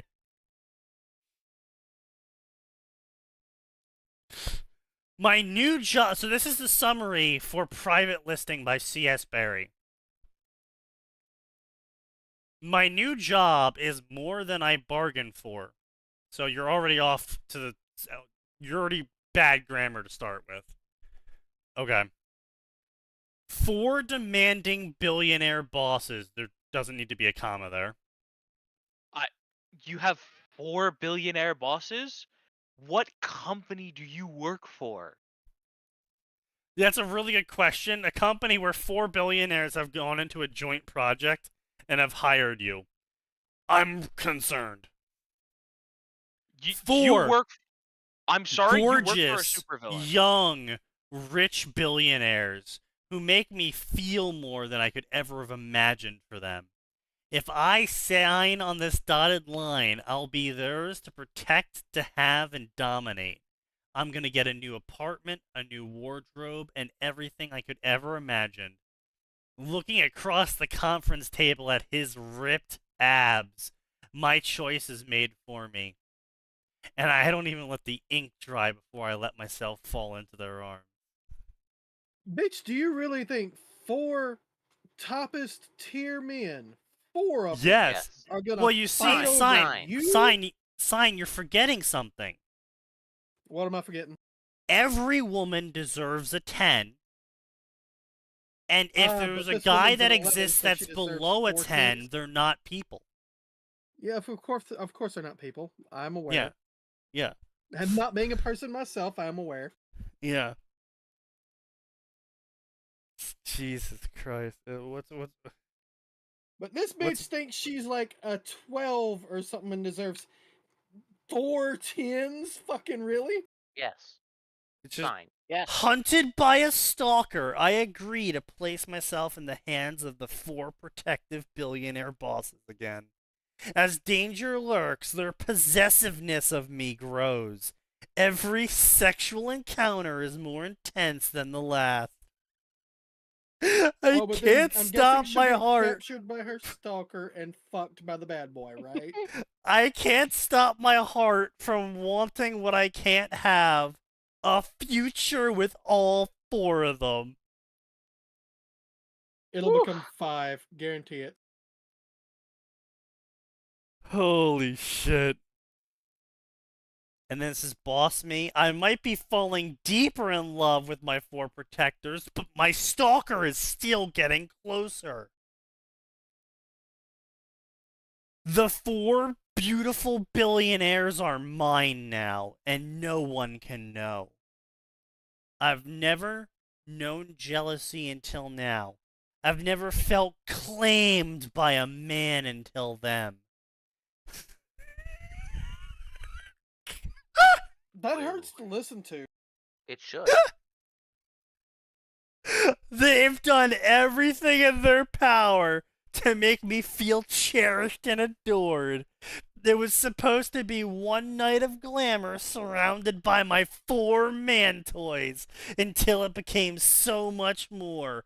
One wrong move, one distraction, and everything will come crashing down.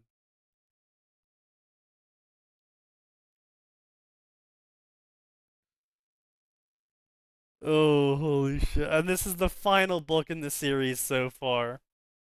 I'll do anything to find the person responsible for what happened. Honestly, I'm kind of really supporting Stalker Bro here now. Because apparently, dude has hunted down this woman so hard. He brought down the business and entire economic empires of 4 different billionaires. Nice. Impressive. Like, I'm behind it. Yeah, like, I'm behind this, dude. Like, damn. He's the bad boy she'll wind up with in the end. I'm guaranteeing it. I'll do anything to find the person responsible. The one who stole what I can't get back. They took my peace and replaced it with terror. I will not let my stalker win. If my men and I can't trust each other, we're nothing, and I would do anything for them. They all claim to love me, but I don't see it anymore. The shadows of the past will destroy everything. Yep, there it is. I don't see it anymore, which means she needs somebody else to make her heart go all doki doki and give her the butterflies, and that's gonna be the bad boy. Honestly, you're probably right. She will get with the stalker. I hate every word that you just said. But am I wrong? Yes. Probably. Because if you were right, I would be even more depressed. This is well, just better get more depressed. This is crazy. Can't get more depressed unless you were here or in my apartment. So no. Like, we last time around we checked out that AI slop author who was like really hitting it out of the park with every single category that he was writing for. And then meanwhile on the flip side we have top female author who only writes one book type, I should say, and it's really demanding, needy woman getting slammed by dicks 24/7, but this is okay because all of the men are really hot and rich. It's like, oh, okay. I don't want to hear people complain about guys and their really cringy harem stories because it's just so bad. It's like, yeah, well, the guy in the harem story still tries to like save the world, you know? Look, like the every harem story will make a haremette out of the cute barmaid who has nothing. He doesn't need a billionaire girlfriend. The real question is do these female harem stuff sell? That's a good question. Let's see the answer here. Does this female romance book? Let's see.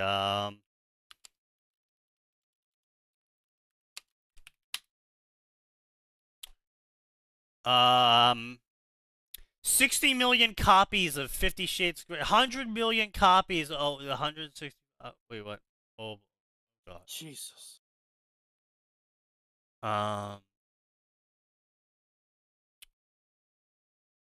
Okay. By October 2017, it sold more than 150 million copies. Which one was this? 50 Shades of Grey. Yeah, but that's 50 Shades. Well, he was asking if these sorts of stories sell. And yeah. 50 Shades is one of those sorts of stories. Yeah. But it's, you know, it's the genre-defining one. 50 Shades of Grey was the best-selling book of a decade. God. Consistently being the #1 most purchased book year after year.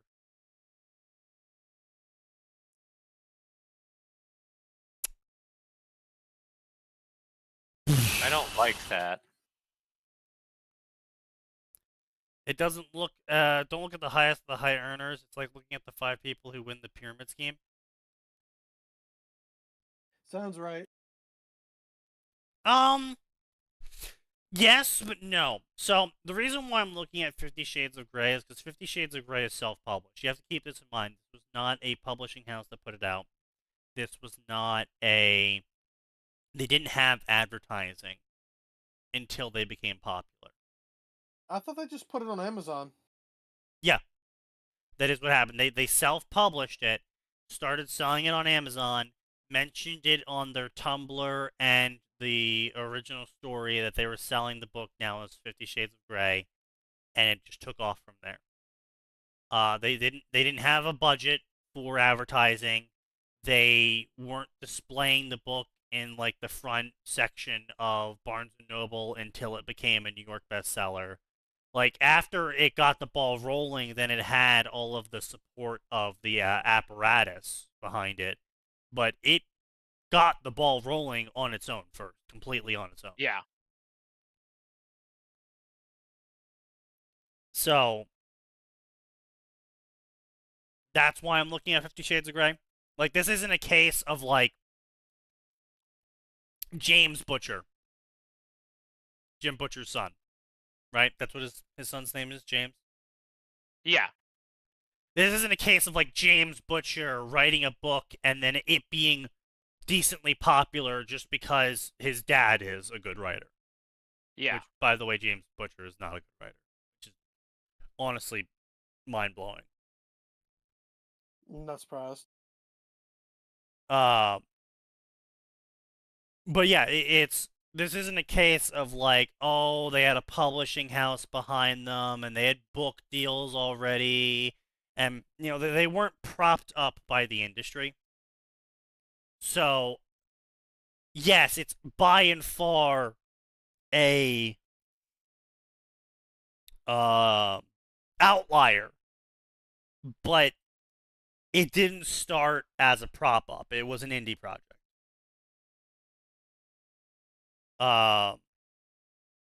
So, yes, I'm not looking at how well. I mean, we can go to what the fuck is it? The thing that he posted here, Untouched. Okay, so Untouched has 338 chapters. Each chapter costs $1. It has 281,000 upvotes on it.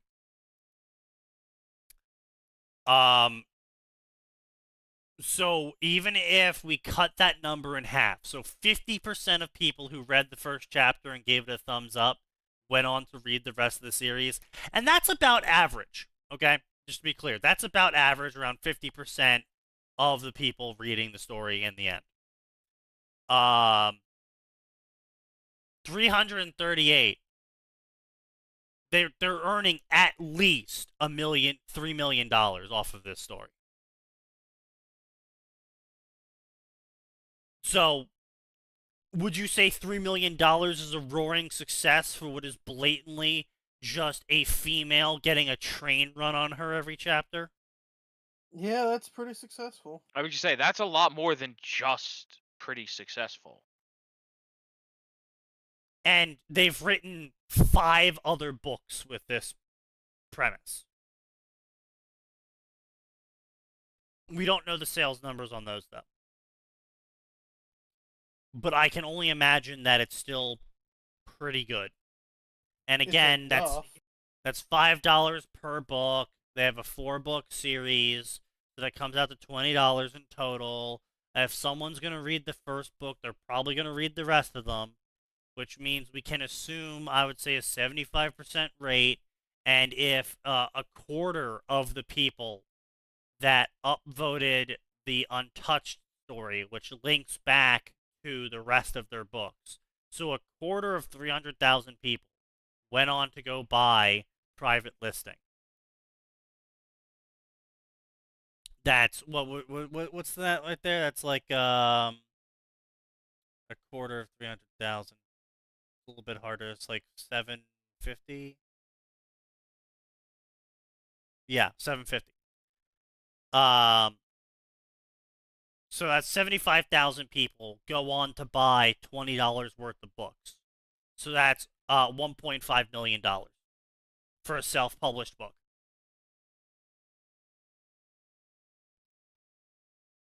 I would say it's successful. I'm sorry, if you're walking away with an average total pricing of around $5 million of completely self-published series, Jesus, I would say that's successful. Yeah. I can retire several times over. Like, as long as you're not stupid about spending the money. Yeah, you'd invest like 3/5 of that.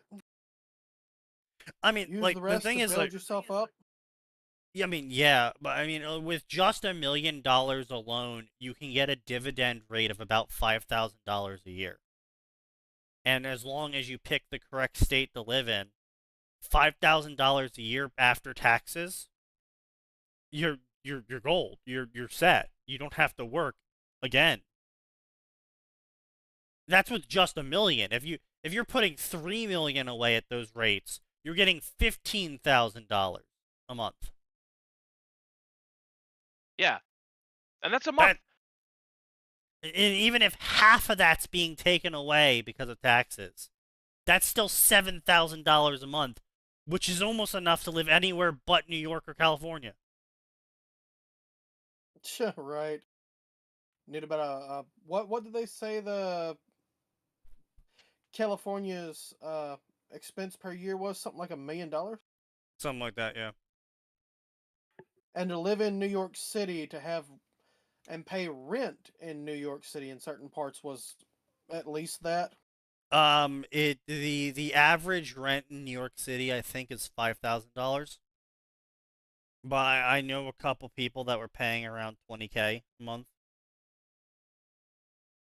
Jesus. Mm-hmm. Well, you know, you get what you vote for.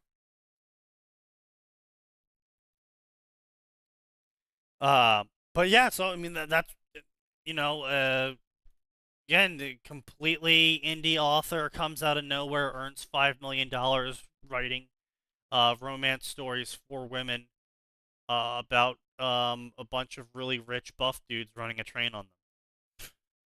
It's like, all right. What's the #1 female book? Girl gets a train run on her by a guy who's rich and buff. What's the #1 indie book? Girl gets a train run on her by 4 guys who are rich and buff. Hey, I don't make the rules. I just notice them. What should I write to make lots of money? Girl Here's gets the a problem, train Sign. run on her by. You on a fundamental level won't be able to do it because you don't understand how to write it. No. You're gonna write more like I reject the premise outright, so I can't do it. True. Like, I could try, but it would disgust me every step of the way. I'm sure it would. Sure. You shut up. Phoenix. So let me scroll up to your story now that you're back. So let's see here what Phoenix listed earlier.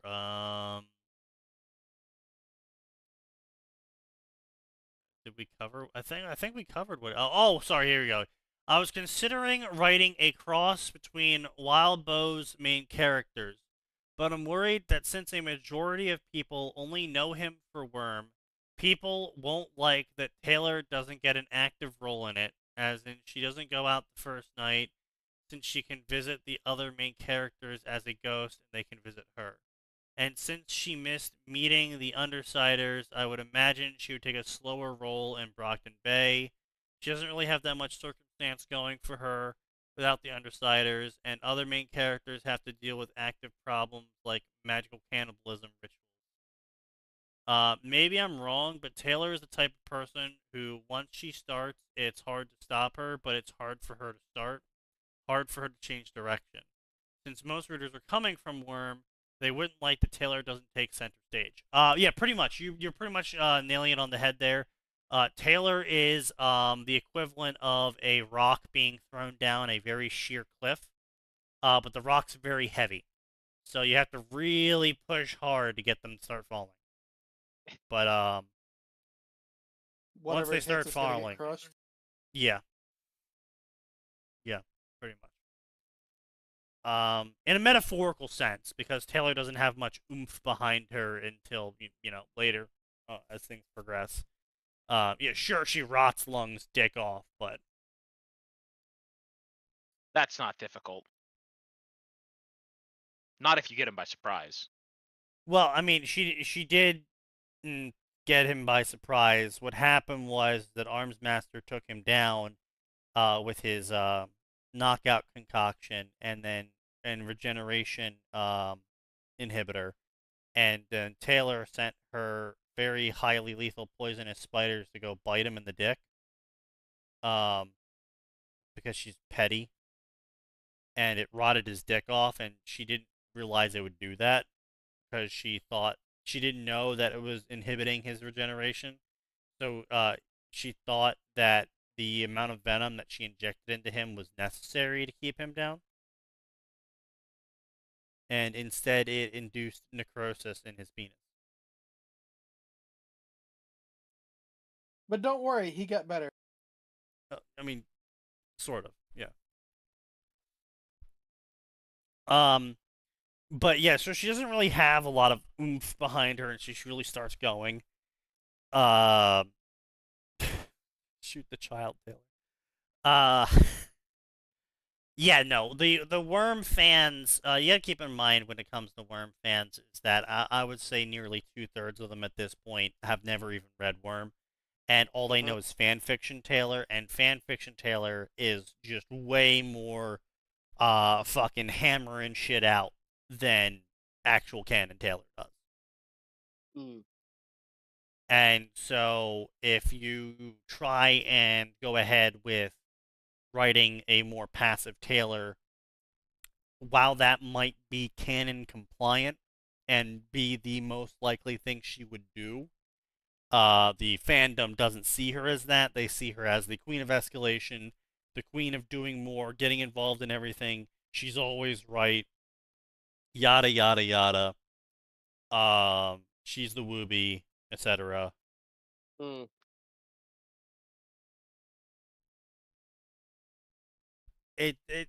You're definitely not going to get a lot of, like, you might not get a lot of hate, but you're definitely not going to get a lot of people following. And you're going to get a fair number of people arguing with you about your depiction of Taylor. Yeah. Yep. I'll write the first chapter soon with her perspective. Maybe see what y'all think. Yeah, sure. Yeah. Sure. But yeah, so I mean, honestly, we looked at the Mass Effect section. This is a guy story. Obviously, Shepard, Lion of Elysium, Survivor of Cruz, and Maniac of Torfin. That's right. They did all 3 origin stories. Very original, I assure you, in the Mass Effect section for a male Shepard to do all 3 of the origin stories. Will this be enough to combat the Reapers? Can Shepard's place team fight the galaxy? Well, Shepard times Tally relationship. 28 chapters, 200,000 words. Ongoing. You guys ready for this? Yep. Ongoing for 7 years. I say 7 years, even though the story was originally published in 2013, because the last time it was updated was 2020. And now you might be going, Sneaky, why are you talking about a story that's updated in 2020 when you're still on the front page of the Mass Effect section with ratings set to all, sorted by update in English? Well, it's really funny you ask that because I'm terrified why that is. Oh, it's because it actually updated yesterday, and it just never updated the fact that it updated. I legitimately thought for a second that the Mass Effect section was so fucking dead that the last time a story updated on the front page was 2020. I mean, I wouldn't be surprised. That's what. See, that's exactly why. I wasn't surprised. That's why I had to stop myself and be like, really? I can believe it, but really?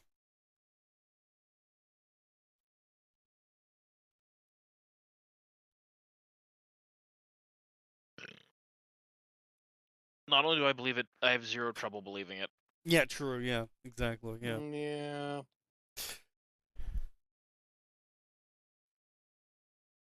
Where do you think all the fans went? I don't know. Maybe their eyes were tired. I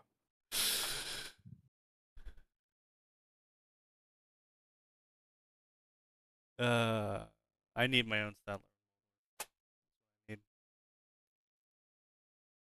This is a story about a Batarian named Iram Losolator.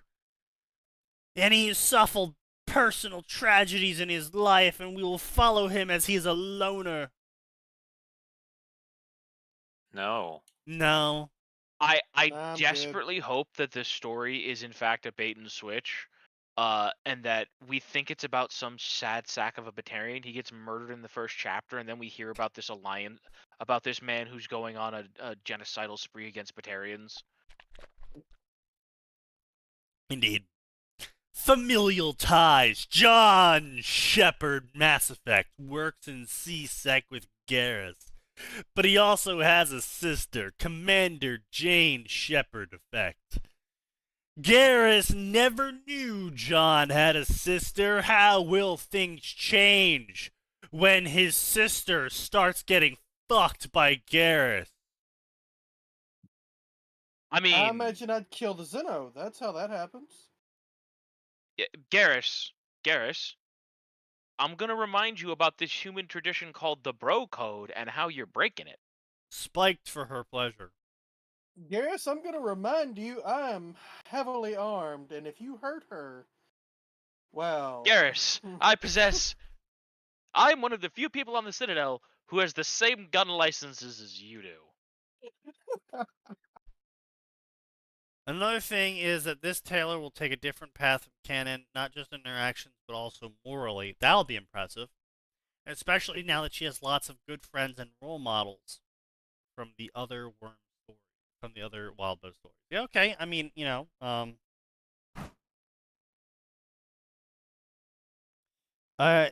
don't think it's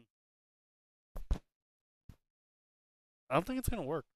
I think it's gonna be too complicated, to be honest. I think there'll be too much going on. Kind of merging all 4 stories together. Not merging, but if you're gonna stick in Worm, then maybe you might pull off a little bit. Maybe up until Leviathan. But if you're trying to combine all of his stories and tell the butterfly effects on all of his stories at the same time, you're gonna lose people so fast, dude.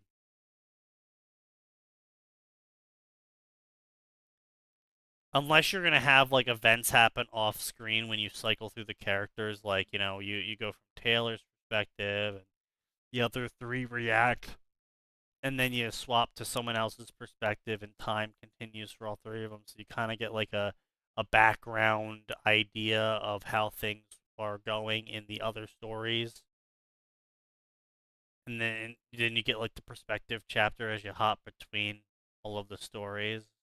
I mean, I can kind of see that working, but I can see a massive loss in reader interest. Like, readers are all about the next scene. It's why cliffhangers work so well.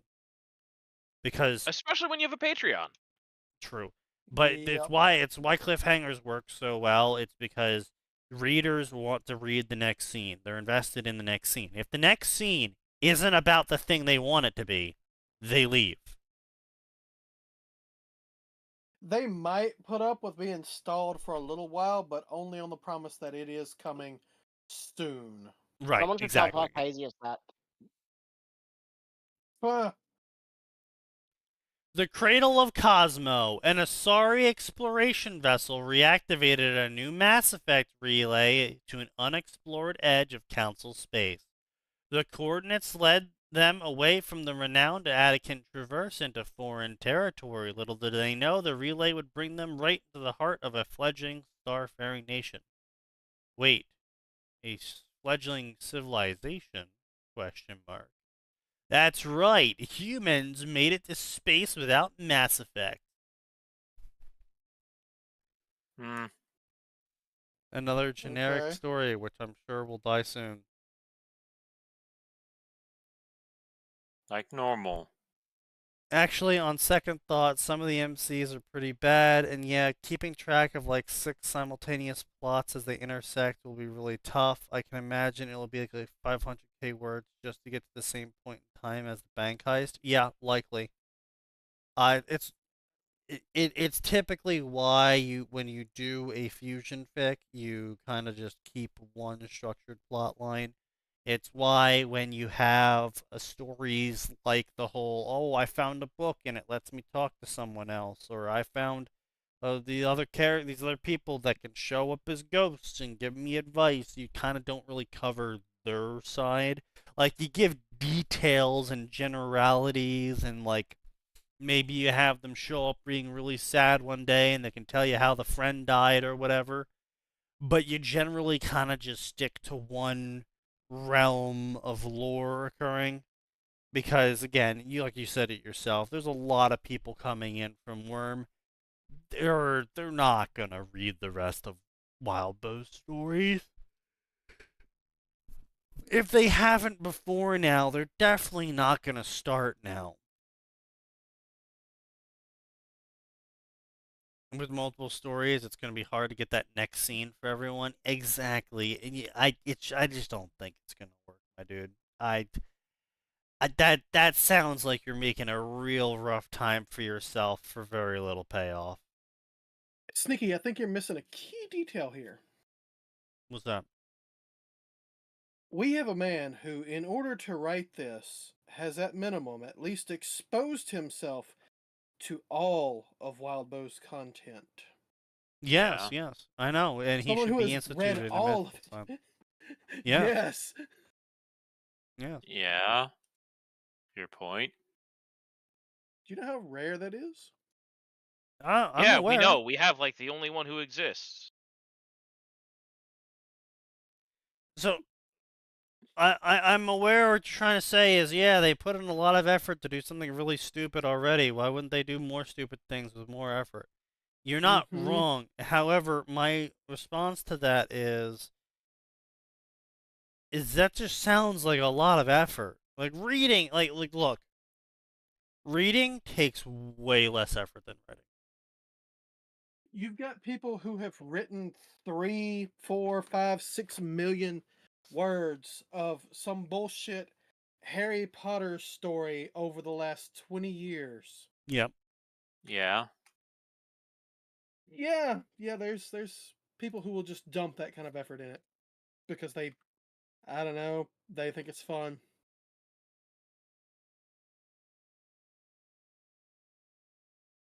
I don't know. No payoff for it, apparently. Yeah. Well, Yeah, no. Then you've got Core, who does in fact get paid for it.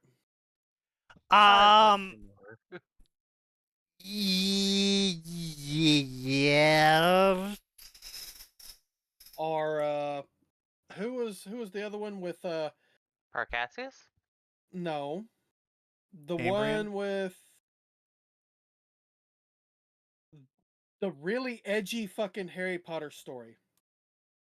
You have Yeah. the slightest idea how little that Do you narrows have it down. any Yeah, idea hang on. how little I that know, narrows I it know, down? I know. The one Oh, with the the edgy one Harry with- Potter. Guys, come on. It's the edgy Harry Potter story. Come on. We all know the Describe edgy it. Harry Something Potter. You have to something describe like it. well, Harry Potter dies and gets reincarnated by Death and his wife. To narrow it down any? Not at all. Luna likes dinosaurs, and I think she turns into a T-Rex. What in the Okay, that's definitely unique, but I've definitely not heard of it either. It's Wait, no, you what's have this? you have a DPSW dodging Oh, dodging prison. prison and serving Stealing revenge witches. cold. Yeah. Yeah. Revenge Yeah. dish best served cold. Yep. Yeah, no, I he's never read making that. money off of that shit. It's actually a good read. I mean, I'm not gonna read it. Stand the cringe. Yes, but that's not okay. He is doing an AU of Harry Potter. He is not trying to combine 6 different settings into one. He's not trying to make Harry Potter and Harry Dresden a cohesive setting. Yeah, Actually, I've seen a few of those that work. Yes. I can't really imagine seeing it work. It just I can Usually understand it's- the interest in.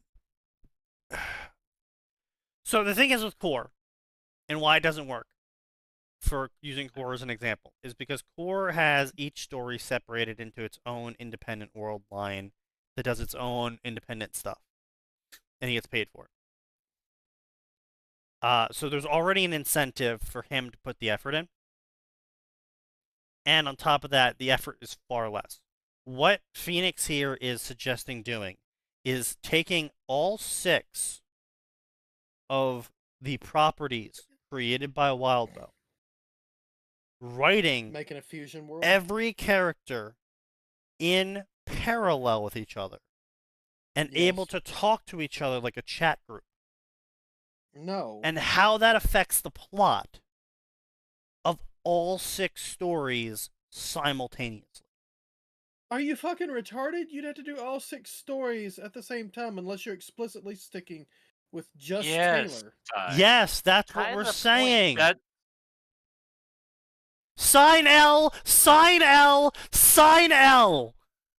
Look, I've got I that was in my away bingo. for half of that. Have we? No hey, excuses. I've been away for bits and pieces because I've been looking after my nieces. Did we have an unannounced POV change? No. Damn it! An HDT would be fucking awful. Taylor Like, in Hell Nat difficulty is tutorial. already- That's, yeah. Nat is already hard to work with as a character. Taylor as a character in HDT would be fucking unbearable. I mean, Nat also least at the has some same redeeming time, qualities. it's just generally Taylor in these wushu worlds. It's Doesn't honestly work. boring at this point. Oh no, she goes to the wushu world and somehow she either regains her powers or gets a power based on the one she had previously, and now she can control a bunch of insects and the bugs all level up and they eat some Or, fucker. you know, she does insane shit and her golden core hyper transfix future ascension god mode tier. Yep, mm-hmm. And it's kind of just like... She becomes Kepri and does some stupid shit. I mean, it's like with Undying Scarab, at least we were kind of forced into that position because we're like, we had to figure out how the fuck her soul ends up in WoW. Yep. Like, yeah, because the problem is that WoW is one of those properties, kind of like Kingdom Hearts, where if you end up in Kingdom Hearts, that's not just, oh, hoo-hoo, hee-ha, I ended up in Kingdom Hearts. That's, oh, Kingdom Hearts has a route to my world now. That's, oh shit, that's bad. And so WoW is the same way, in where it's not like, oh, Taylor ends up in WoW, hee-hee, ha-ha. It's like, no, if Taylor ends up in WoW, that means WoW has an active link to Earthbet now. WoW can see your world. That's bad. The things on WoW can see your world. That's really bad. Yeah. Avoid corrupted shard. Jesus. Yeah, and yeah, Phoenix said it himself. It would take him 500,000 words just to get to the bank heist, yeah. Yeah, and that's just how it is. Like, that's too many words. You are not going to retain an audience for it. I mean, you might, maybe. I mean, you know, fucking anything can happen. Look, Undying Scarab, we posted it. We didn't think anyone would fucking read it. No, Space Battles. Oh, Space Battles. Yeah. Maybe. It might happen. I don't fucking know. Look, I can propose ideas left and right all I want, but I'm just going off of what I think generally most people would read. And sometimes there's just really stupid or wild ideas out there that people wrote anyway and ended up becoming wildly successful for because of some before hereto unknown factor that made everyone want to read it. Yeah, fair. And so maybe his story like fucking hits critical masses on the front page for 9 days and gets like 5,000 watchers and becomes the most read story. Fuck, maybe we update 3 chapters this year. You know, anything can happen. Do not give me hope. X to doubt.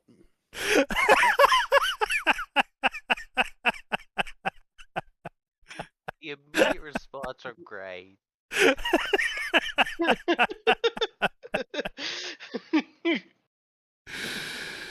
Oh, God. All right. Well, it's 11 o'clock, gentlemen. I think we can call it here, relatively speaking. So you guys all have a good night and a good weekend. But, you know, come back on Tuesday.